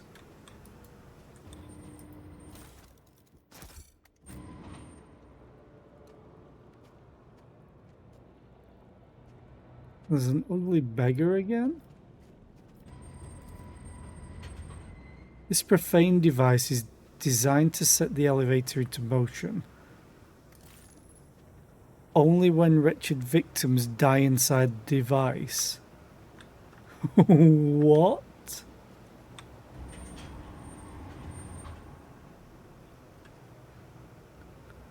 Okay. To the mangled sector.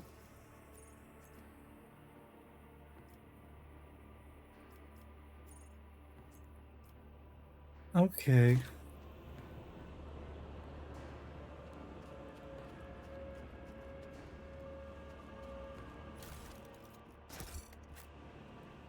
I'm going to talk to the ugly beggar because the last one had stuff. The hideous mutant does not look as brazen as the last time you met. Armed and not bleeding from 100 wounds, you must be a more formidable sight. We killed him. How about buying yourself a pair of boots? The beggar shows off his filthy legs and surprisingly decent boots. Your boots. I got them back. To end a life as lightless as yours is a laudable deed.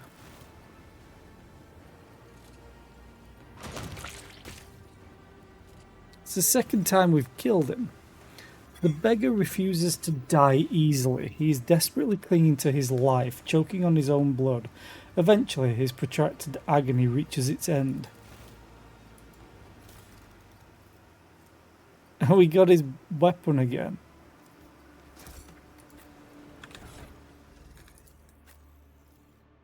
She can't use this? Okay. Maybe her fingers are too long or something. Everyone just keeps killing all the beggars.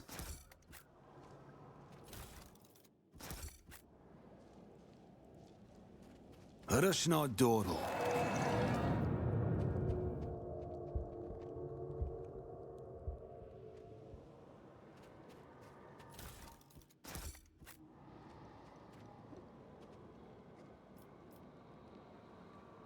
Oh. Hey, Morak. Corpse. Did I miss? Failed. God dang it.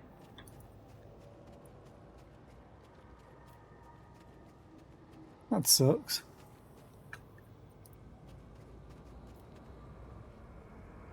You've got a cape.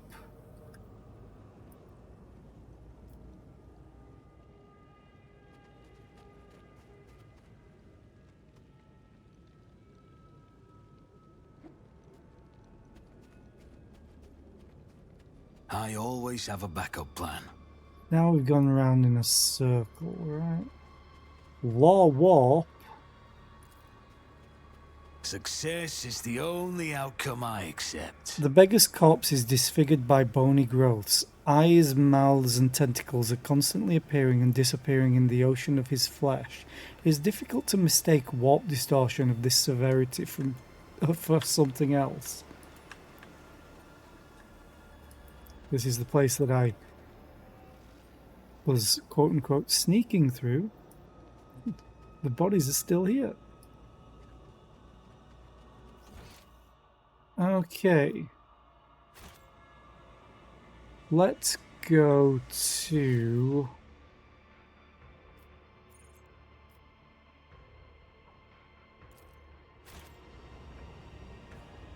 I don't think I can even go through this.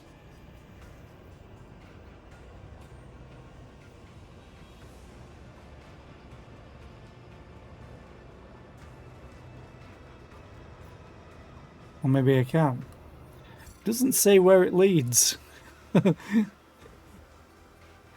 Let's try Keep it. your wits about you. Oh, literally just teleports us there. Fair enough. Let us go to the mangled sector.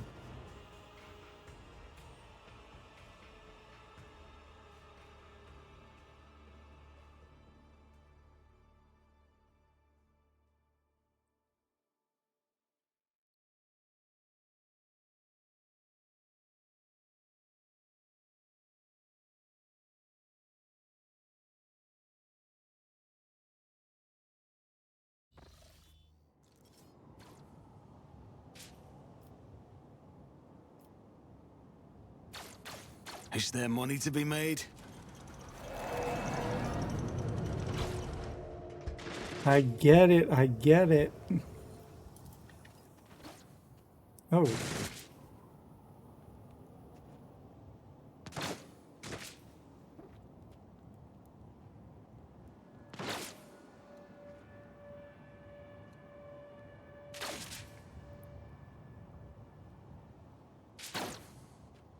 What? Retrieve the safe vault. I need Abelard. God damn it.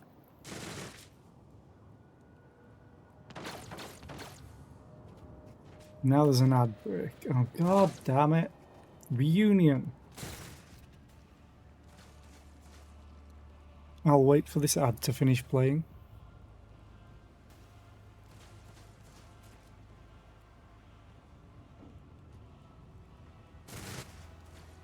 I just hope she's got some gear, but it looks like not. Which sucks. I want my gear back.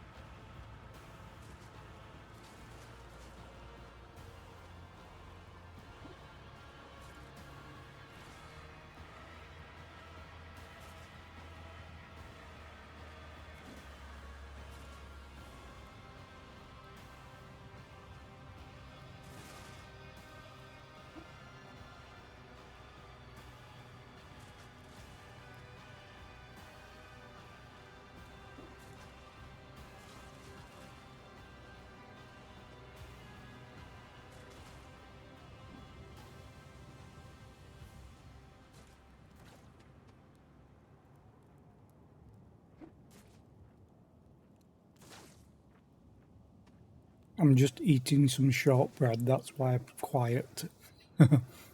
Nom nom nom.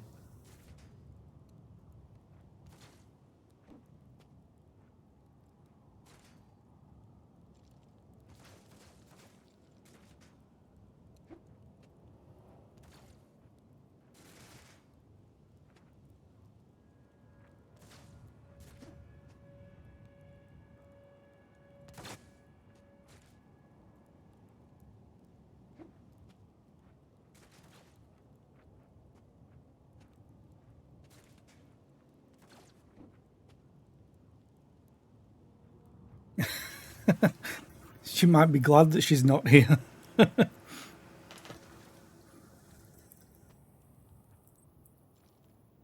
Besides, she'd just say I hate it here. Rogue Trader, Sister Argenta greets you with a glowing gaze and a confident smile. The God Emperor did not forsake his chosen one. I prayed for our paths to cross once more. Argenta's expression changes drastically when she sees Iliad. Rogue Trader, why is that fiend standing beside you?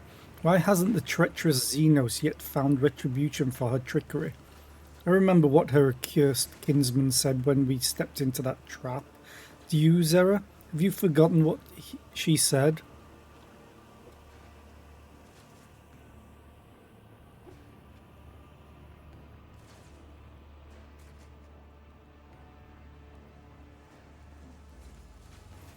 I granted the Iliad my forgiveness. Let us end the discussion there. Argenta's eyes flash with wrath. Forgiveness is a great gift that precious few deserve, and even for them forgiveness comes as a chance to die for a cause.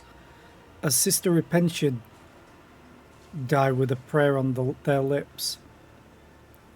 I think that's meant to be did. This is a Xenos and a traitor. What forgiveness could you possibly speak of? Iliad gazes at her from beneath the veneer of cold aloofness on her face. Your judgments have no weight before the Elantax will. Do not waste your breath on attempts to intimidate or insult me, for your words are like picked leaves that the wind throws against the cliffs. You truly aren't worth the breath I have wasted on words. Argenta pointedly turns away from her. Argenta gestures at everyone around her. Your arrival is timely indeed. With the Emperor's chosen on our side, we can come out of hiding and exact vengeance upon the enemies of humanity. But I shouldn't take up your time. Speaking said to the Commissar, the one who leads these valiant souls, he will tell you everything you need to know. Who are these people? I found them subjects of the Imperium who were taken to this den of misery and despair, scattered across this vast chasm. They were condemned to suffer for the amusement of enemies of humanity, but the beasts were wrong in thinking we would simply resign ourselves to our fate. I share my faith in the future with them, the future that we will claim with his name upon our lips. Who is this Commissar you are speaking of? A loyal servant of the Emperor who has not lost the will to fight even in this impenetrable gloom. He has mustered a resistance, everyone who can hold a weapon and refuses to accept the fate of a toy in the clutches of vile Xenos. The dwellers of these dungeons are a myriad, and most are lacking in soul, courage, or willpower. The Commissar and his associates seek out the true champions of the Imperium among them and prepare those people for the battle against the Xenos. Providence itself has brought me here. I assisted the Commissar in his search in hopes of finding you among the captives. I devoted myself to helping the faithful yet frail pluck up their strength and guiding the able yet desperate toward hope. And my efforts have already borne fruit. 2 squads have gone on a scouting mission to discover safe passage out of Comora. There is no safe way out of Comora. You are lying to yourself and to these poor people. Wherever you send them, the Dark City holds only death and misery for the monkey. Your toxic words cannot break my spirit and my faith, Xenos. I would rather die fighting evil than surrender. Argenta clenches her jaw, and you notice the spark of doubt that flashes in her eyes briefly. What happened to you after we ran into that trap? My memory betrays me. I lost consciousness soon after they dragged us into the shadows. I came to in a filthy area. They had set some clawed beast against me. When I slew it, they sent another. I killed them all, one after another, and the unseen spectators demanded more and more. At last I had an opportunity. One of the beasts I fought damaged the enclosure, and I managed to escape the arena. You should have seen how quickly the scum who whooped and cheered from the stands set off after me. I forged a path with sword and bolter, and wandered for a long time in darkness, and then I wound up here, where a loyal servant of the Emperor found me and gave me a chance to serve him again. Argenta, a grim task brings me here. I must kill the Commissar. There is a subtle change in Argenta's gleaming eyes, and they begin to resemble glowing embers. Perhaps this accursed place has afflicted you after all. You speak of madness that is tantamount to heresy, for you would be beheading the resistance and leaving these adamant hearts, his faithful, without a leader. I cannot let that come to pass, rogue trader, and I hope you do not intend to execute this plan in earnest. You will join me, will you not? Argenta looks at the people around her and nods.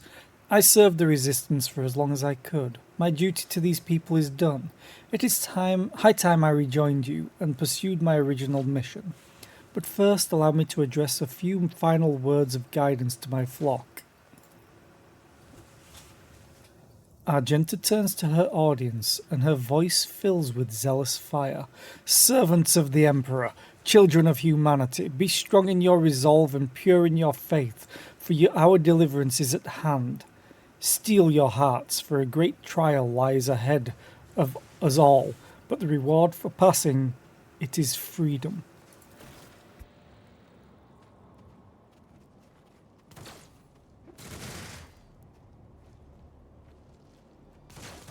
Well, I have Argenta. Let me guess. Nothing?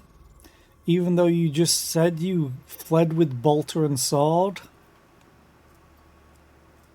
I do have a heavy gun, right? Heavy stubber. You can have that. Rate of fire 10.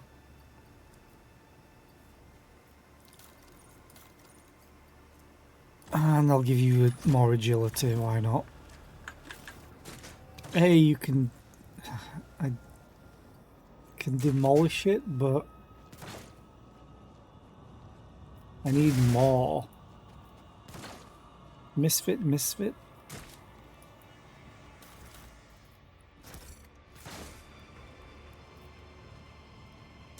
Rise to the top or get left in the dust.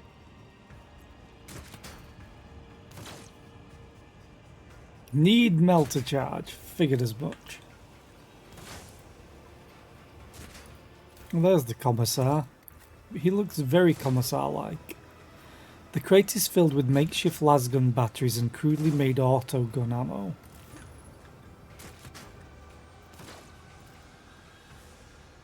The makeshift Aquila looks somewhat pitiful, but the evident diligence and passion that went into its creation speaks of the piety of its makers. It's not a bad job, given what they have access to. Let's talk to the Commissar.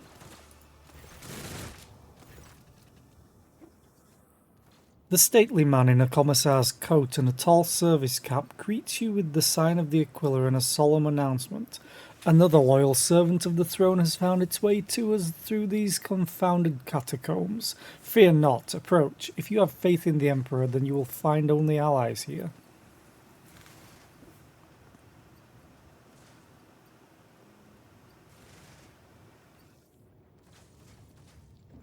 The Emperor protects. Indeed, the Emperor protects. The Commissar's imperious booming voice repeats your call, and the rest follow suit. Look at the Commissar.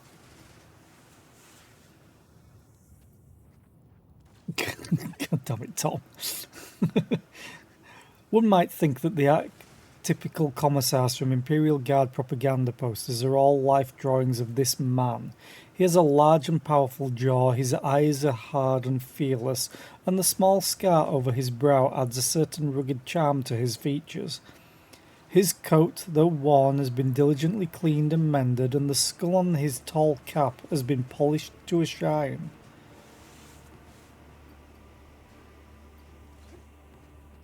Who are you? The man replies with clipped precision. Commissar Iako Sotny, but my brothers and sisters in arms prefer to call me simply the Commissar. I was assigned to a regiment of the Vicentian Zouaves, and I fought in the battle for the world of Kemalt Secundus, where I was wounded and taken prisoner while unconscious. Having recovered from my wounds, I carry on fighting the wicked Xenos as the head of the local resistance cell which I founded. The Commissar's speech is vehement and decisive. My valorous comrades and I sabotage the enemy's activities while we devise our plan of escape.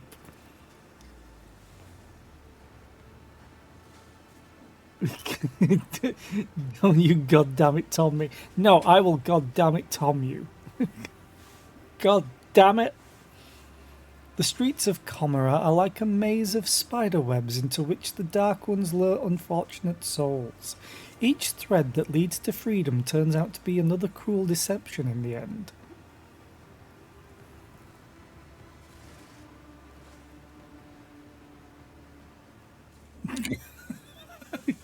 Option 3. How do I know if you're a real commissar? Care to present some proof? You may start by shooting one of these slobs.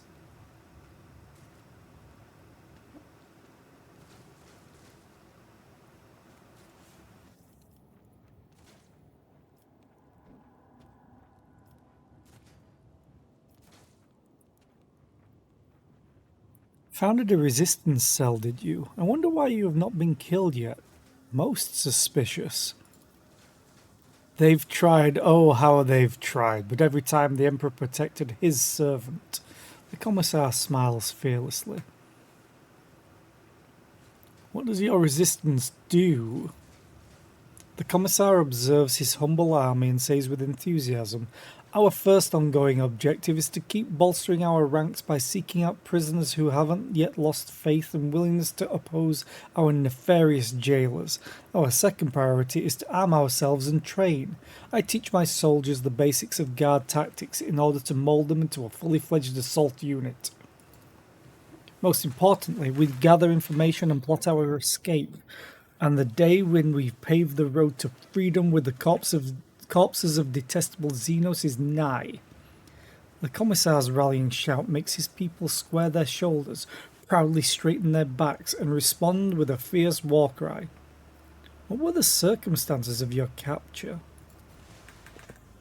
We engaged the enemy on the world of Kemalt Secundus in the Marcane marches of the Calixis sector. The loathsome foes of humanity were known to launch raids in the area, so we received orders to defend the good subjects of the Imperium. When the profaners descended upon us, we gave them no quarter. The enemy was routed and my unit drove them back to their ships.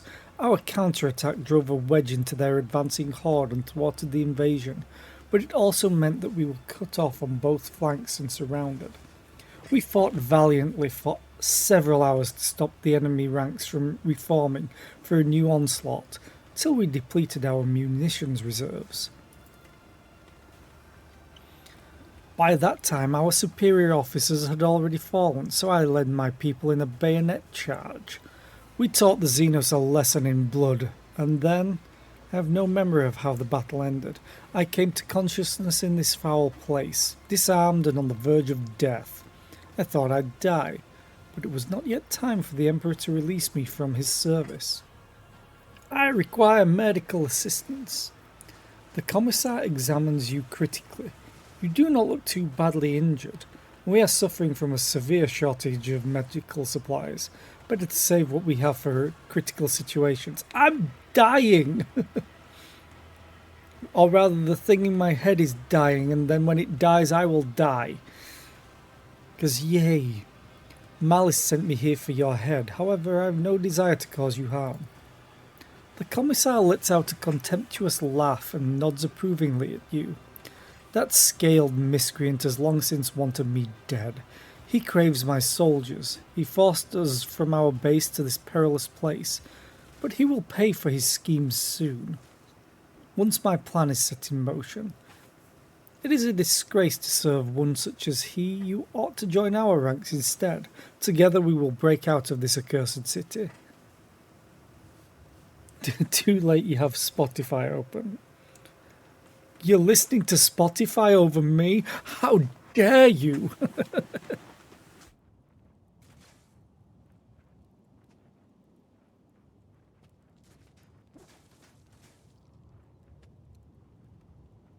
Okay. What is your escape plan? You can hear both.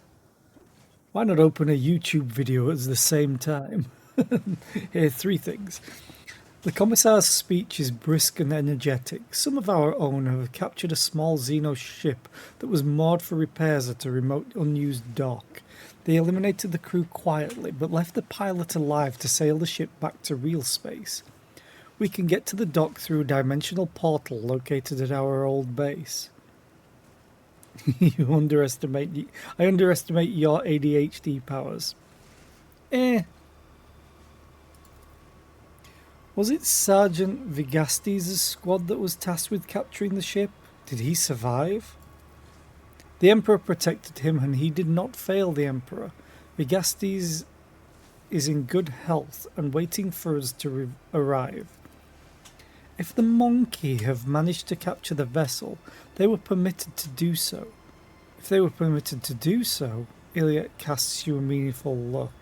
The plan is doomed to fail. Regrettably, Malice and his Shriekers drove us out and took over the base, so the first order of business will be to confront him there. I propose that you take him by surprise and deliver the first strike. We will support the attack from the outside. Every step in the Commissar's plan, when taken separately, seems viable enough.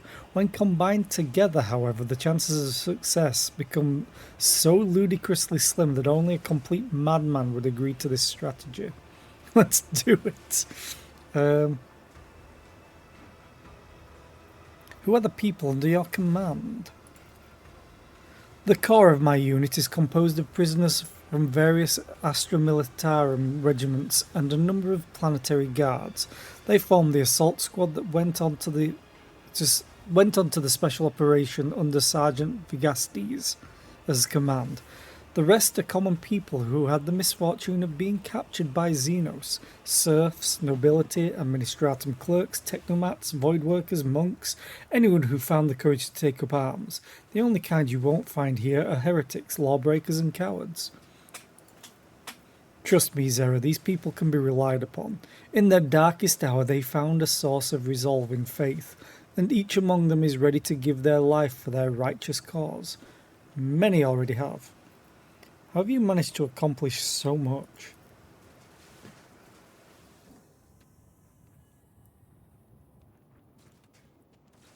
Every morsel of intelligence we have acquired and every step of progress we have made was paid for in blood and pain. The information about the dying cabal that dreads entering the docks of its enemies and instead moors in an abandoned area was forced out of captive Xenos. The knowledge of the portal was bought in exchange for 1/2 of all the weapons we had stockpiled, and taking that ship cost us several lives, each of which was worth more than this whole blasted city. I shall join you. The Commissar laughs and exclaims approvingly, "My brothers and sisters in arms, a new fighter has joined our ranks. The Emperor's grace is with us. I have other business to attend to. Farewell and keep the faith. The Emperor protects, brother." Brother. Hey, more goods.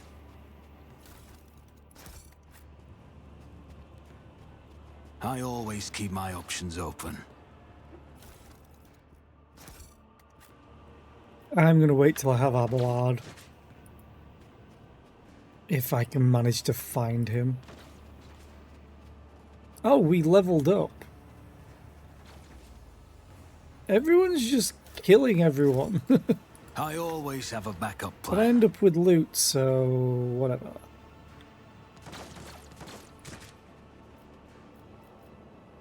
It will hunt again soon. It will come and kill. It always comes.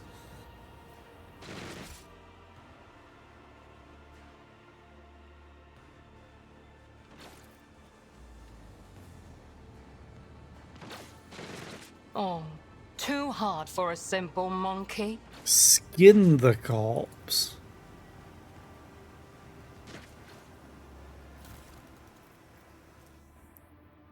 Camellia line skin. The Drakari warrior's skin was stitched with flexible crystal threads whose colours shift to match their surroundings and conceal the wearer. Thing is, that's a key item. Okay.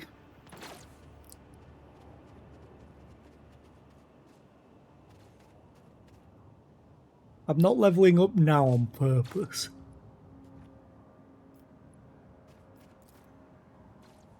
The otherworldly shimmer of nothingness promises peace and quiet.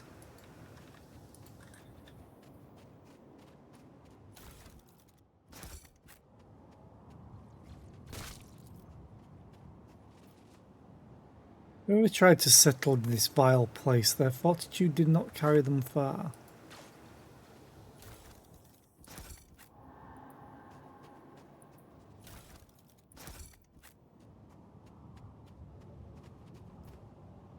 Okay. Loot? Always keep your eye on the prize. Oh, that's probably behind the explosives. Right.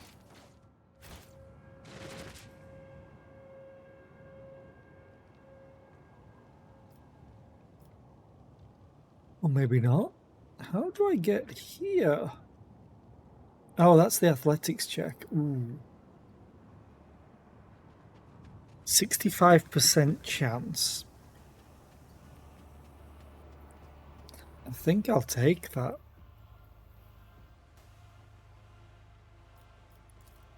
I better myself through my service. Cool.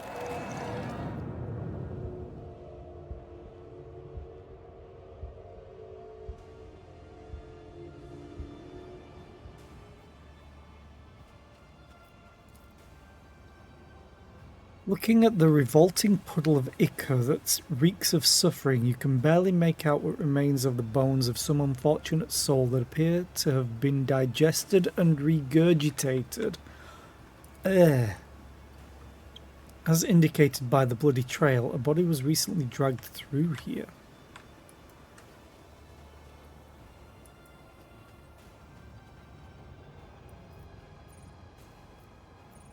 "85% chance." Or Los Xenos.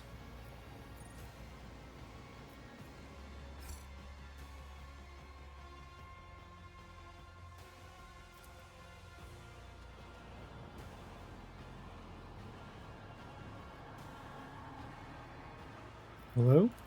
Oh, demolition first. Yeah. Need melter charges. Is there money to be made?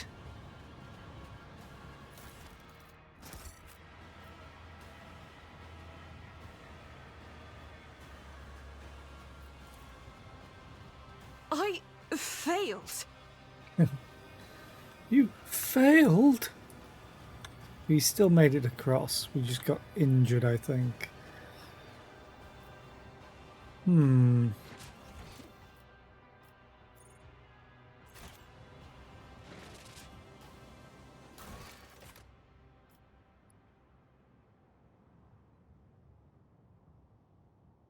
I like it how contracts are locked.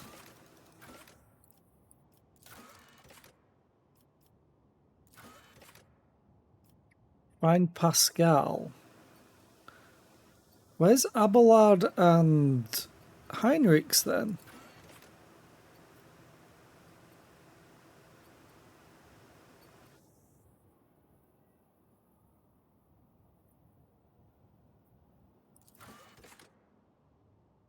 Ah.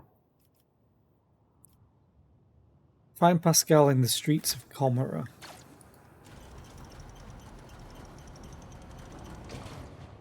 Keep your wits about you. Once I find Pascal, it will be potentially easier because of all those things that I will then be able to open. Hopefully.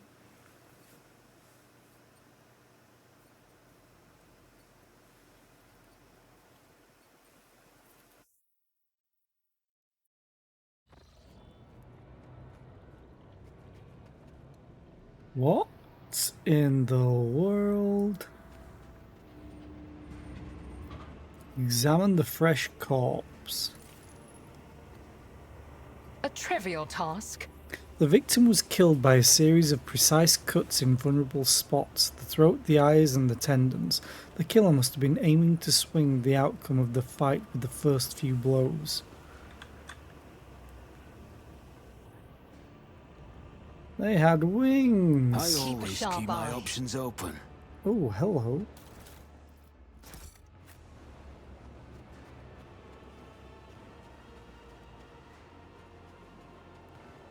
Rise to the top, or get left in the dust.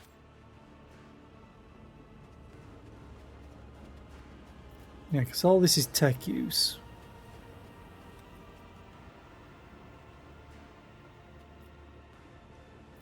Always keep your eye on the prize. Where the hell is Pascal? They did mention there was someone in red with a cog somewhere.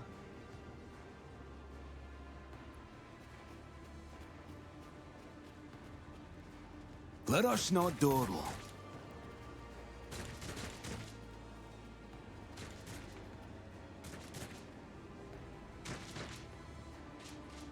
The only place I could Is there think money of to is be made? there's one place I can't go, and then there's a place to the arena.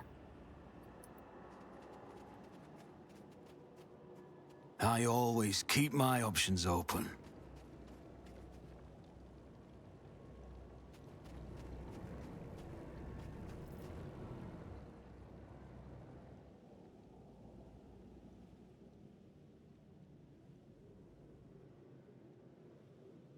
Also this up here, but Rise to the top, or get left in the dust.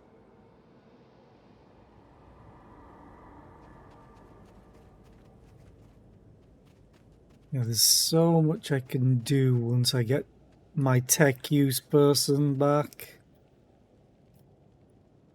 Rack won't let me in there or up there. I always have a backup plan.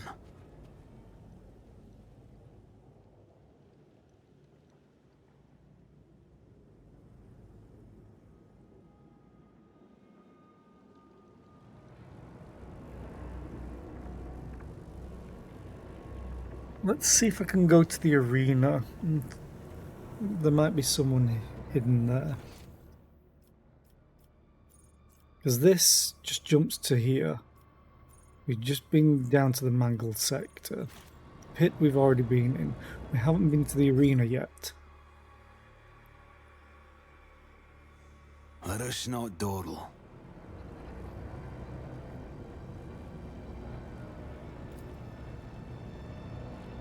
Tearing the fabric of space is sparking with entropic energy capable of unraveling material threads. Always keep your Okay. eye on the prize.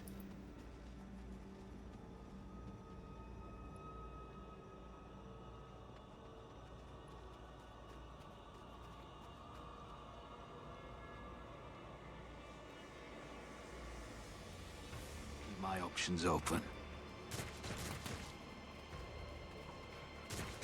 I don't see him anywhere. Let's go back to the pit.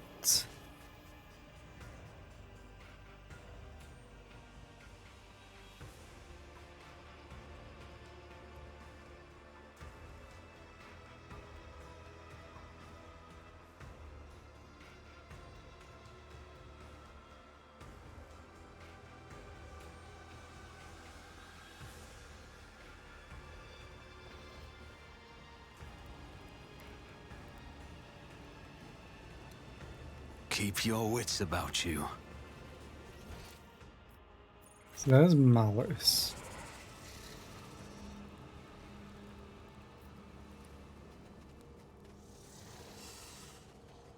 Is there money to be made?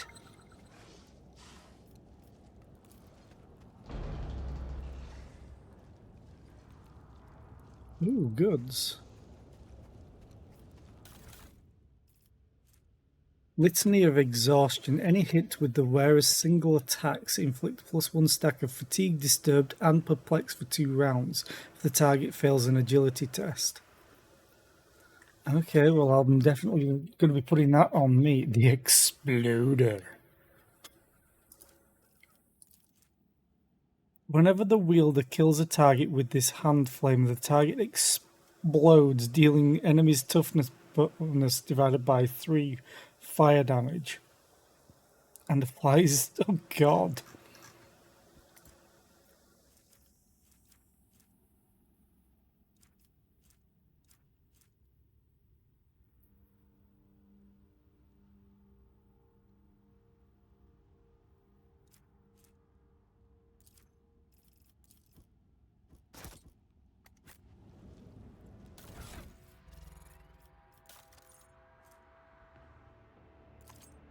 I guess I'll put that on me now.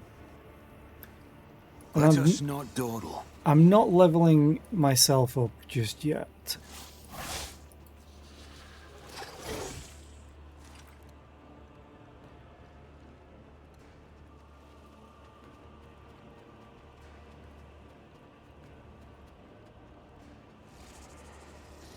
Rise to the top, or get left in the dust. I'm just gonna search real quick. Trader Union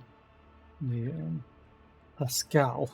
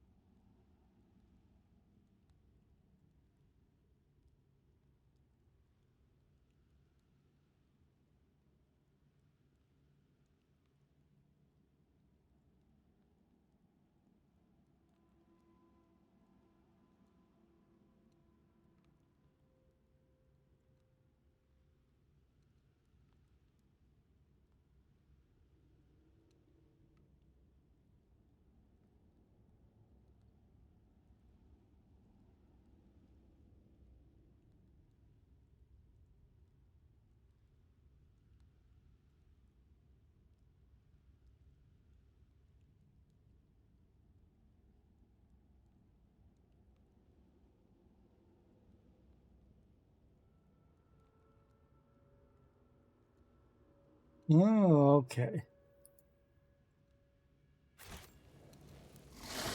Hang on. I always have a backup plan. Apparently, we need to go to the mangled sector. I may have missed Abelard.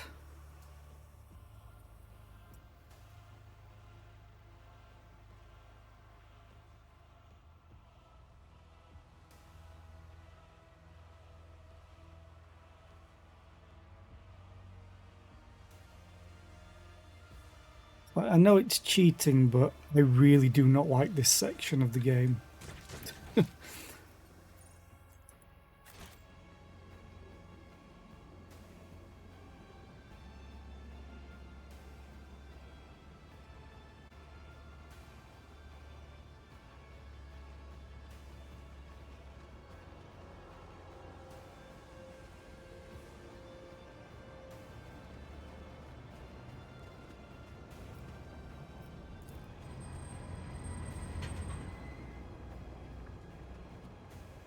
Oh, sorry, it's this.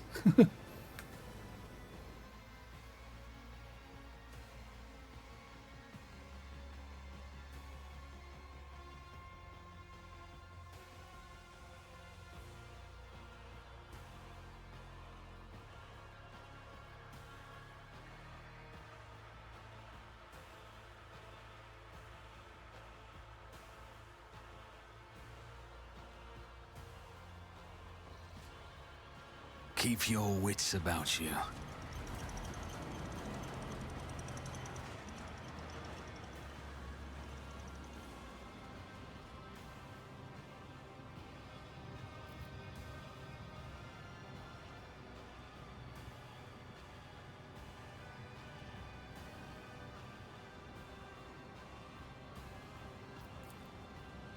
Never doubt me.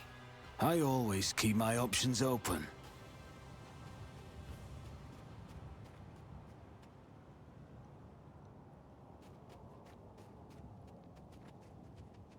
Is there money to be made?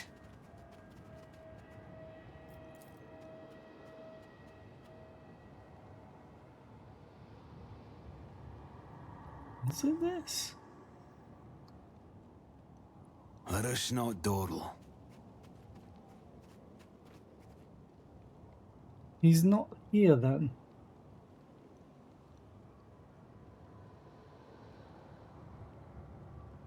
Yeah, he's like right here.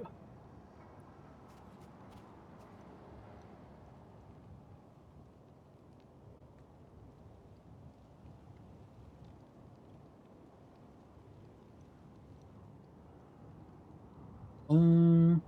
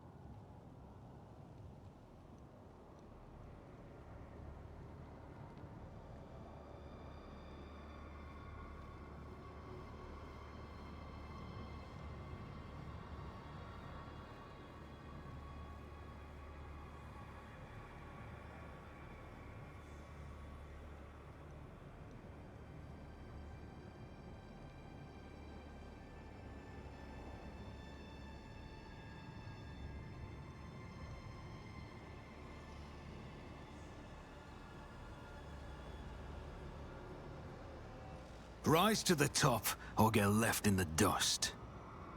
yeah, I'm confused. Maybe I The can't get Emperor to him yet. favors me today.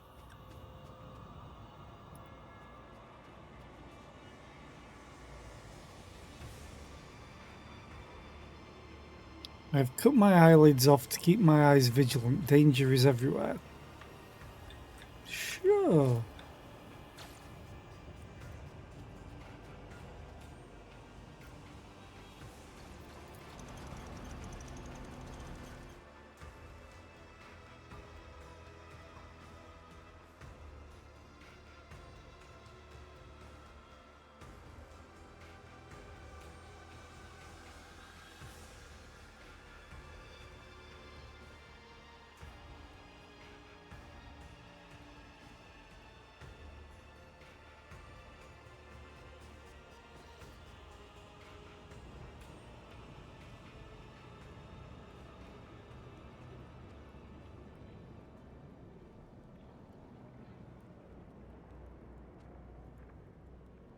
Always keep your eye on the prize.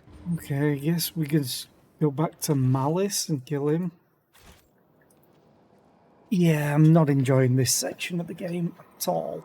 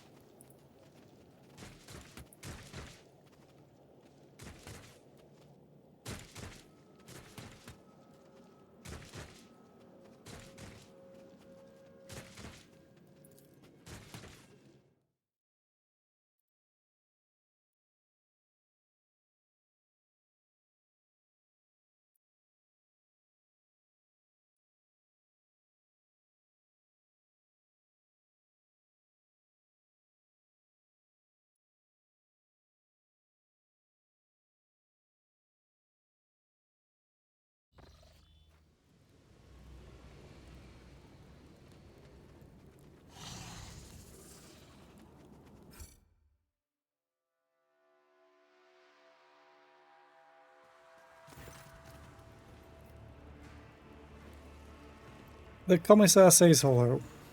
2 humanlings have plotted against me. How predictable. Shriekers kill the humanlings slowly. I want to enjoy his torment. I'll make an example out of you. Oh look, 10 Fear me, enemies. monkey. This is gonna suck. Malice gets to go first, by the way. And I'm just gonna die, I'm fairly sure.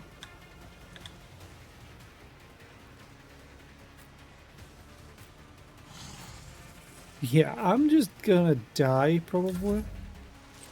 You will perish for this affront. Do not give in to emotions. Yeah, this ain't good. He doesn't have as much armor as a normal Slith, though. Which means potentially... Oh, do I try this? I think I have to. Rejoice in Concentrated battle! fire.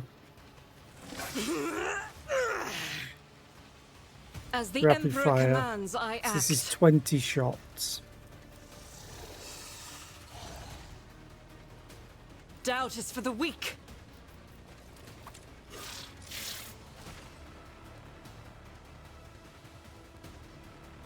I'm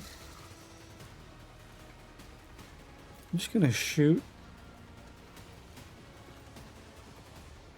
55% chance to hit him. As the Emperor commands. This is why I was chosen. Good shit. Faith Furious without Recycle. deeds is worthless. Oh. Okay. As the Emperor commands, I act.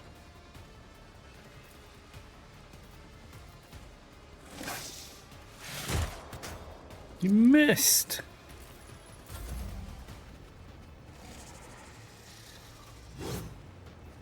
Good dodge. Good dodge. We're all gonna die because this is way too May many be down, people. but I'm not out. You were blinded by your own misery. Hey, Iliad. Yeah, you kind of screwed here. You can't even shoot. You're just gonna die. Just designate a target. Blessed are those who sacrifice for the Imperium.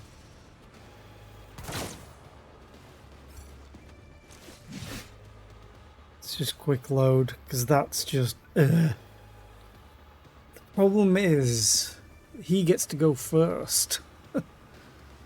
So he just gets to walk up to us, who have no gear. Oh, this is just so terrible. I hate it when games do this. How are we supposed to manage?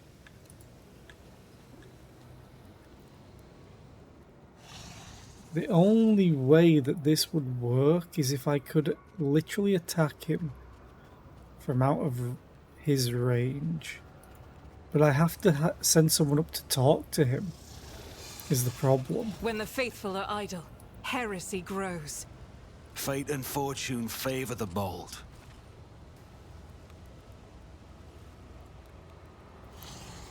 If I could just shoot out of combat, this would be fine. I refuse.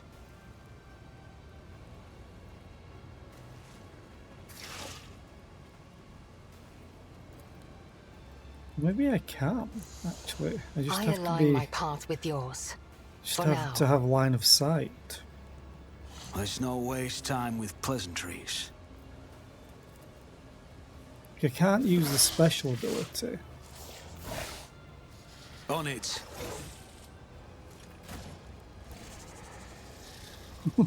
I'll see to it personally.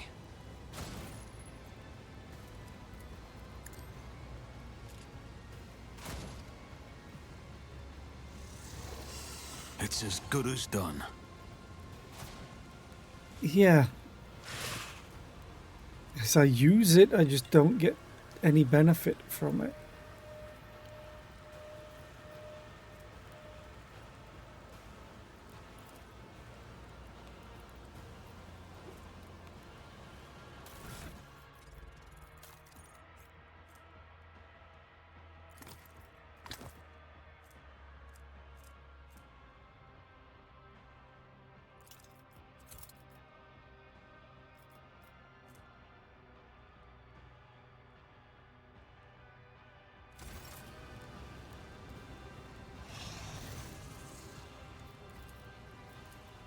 I should You have will beg for quick mercy, saved. but I will grant none. I can hear your pulse, little thing. Well, the Cabalite warriors get to go first. Me just out in the open kinda sucks. Malice also gets to go before me, yay!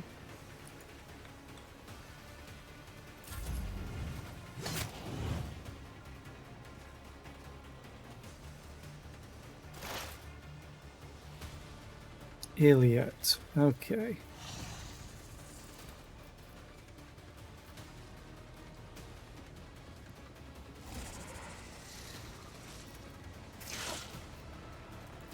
Well, the opening's already on the right side.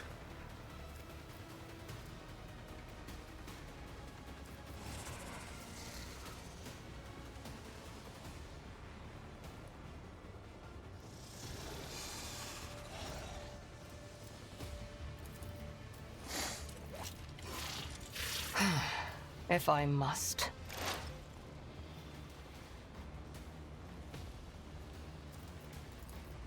I understand your intent. Damn.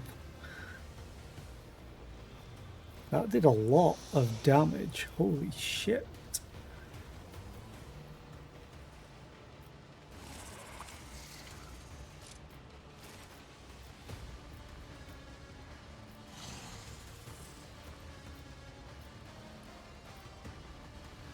If it serves your cause. How did that do damage if you missed? Oh, what? I'm so confused at that, but okay.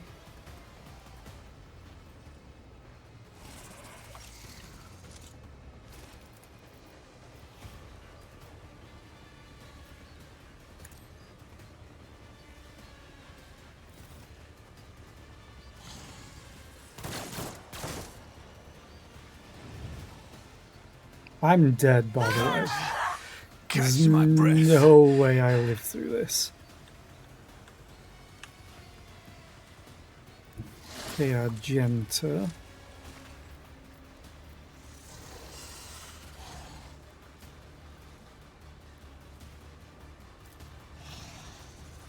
You can attack all of those, which it might be worth you doing. I'll do it. Doubt is for the weak.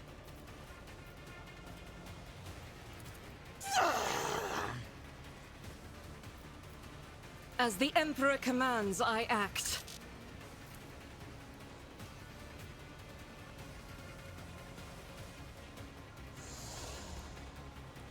I'll do it. For you, my Emperor! Eradicated. Good shit, Argenta. Good shit. Okay.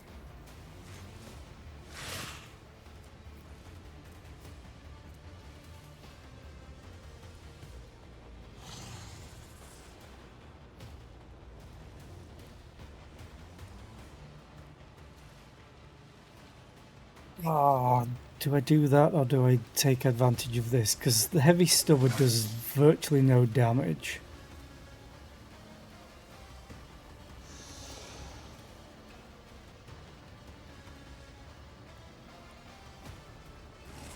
Power I'm gonna resides try in the that. will of the righteous.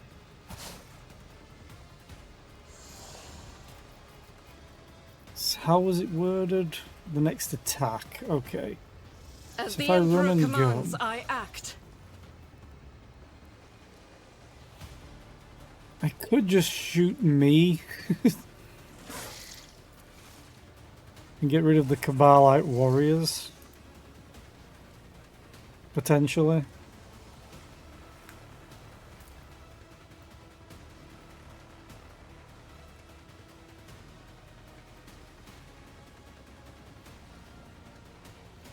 The only problem is then Malice has us to target.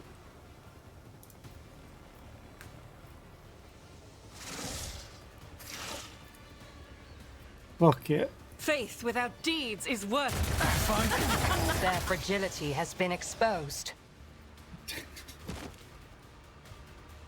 I'll be fine.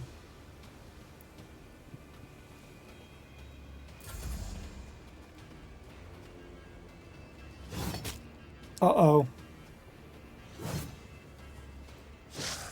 It's nothing.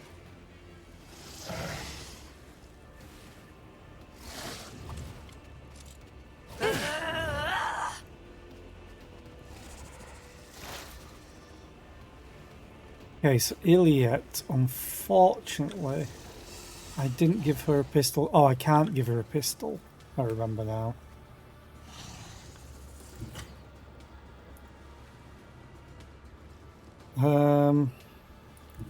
I have to risk this. Swift. Emperor, protect the fallen. Low momentum. I know there's low momentum. Luckily, Argenta I will bathe did this battlefield in get righteous all her fury. stuff that she needs.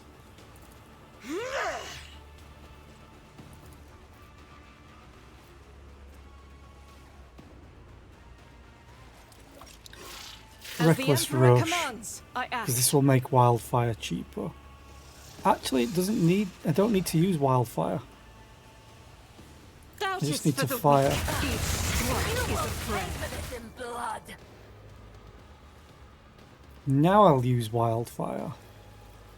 As the Emperor commands, I act. I'll do it.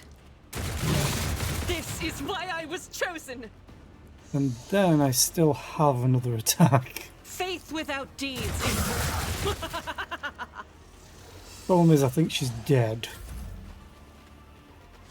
Unless she dodges. I need your aegis. I go into Nope. the Emperor's light. For God I am damn it. is chosen. Don't like not having my gear. It's so dumb. I'll say that every single time.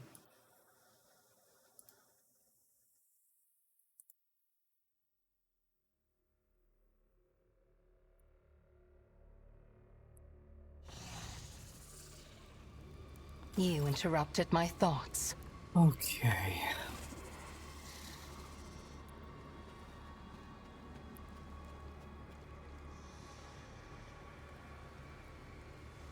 Join me in prayer.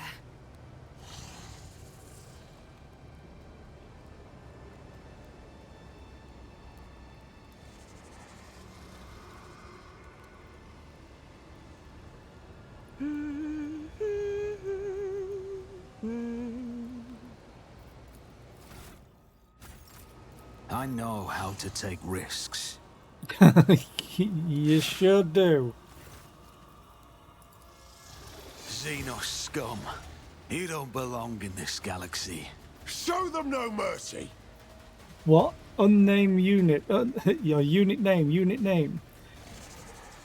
Who are you? You have 99.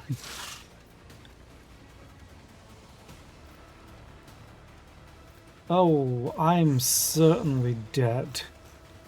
Everything gets to go.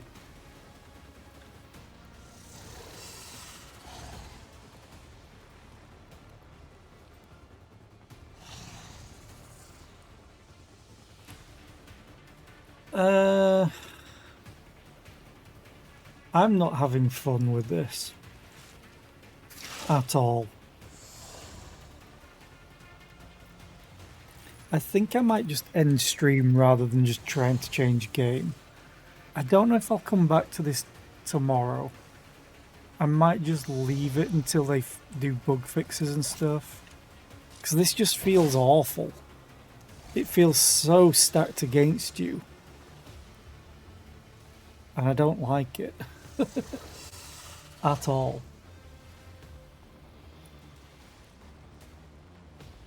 So, yeah, I'm just going to end. I know it's slightly shorter than normal stream, but this just feels god-awful. Like, it really, really does. It feels very badly designed. All because of the trope of, oh, you've been kidnapped or taken against your will and captured. Of course they're going to take all your stuff that you've spent the entirety of the game getting. So I'm going to snooze this ad that's coming up and find someone to raid. Oh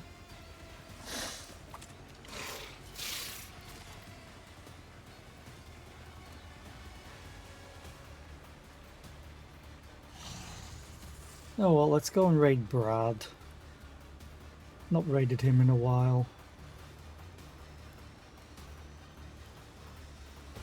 And yeah, thank you all for being here. I appreciate it. I'll be back tomorrow. I might just do a satisfactory tomorrow rather than this, because it's just getting on my nerves way too much. But yeah, I hope you all have a great rest of the day. Bye.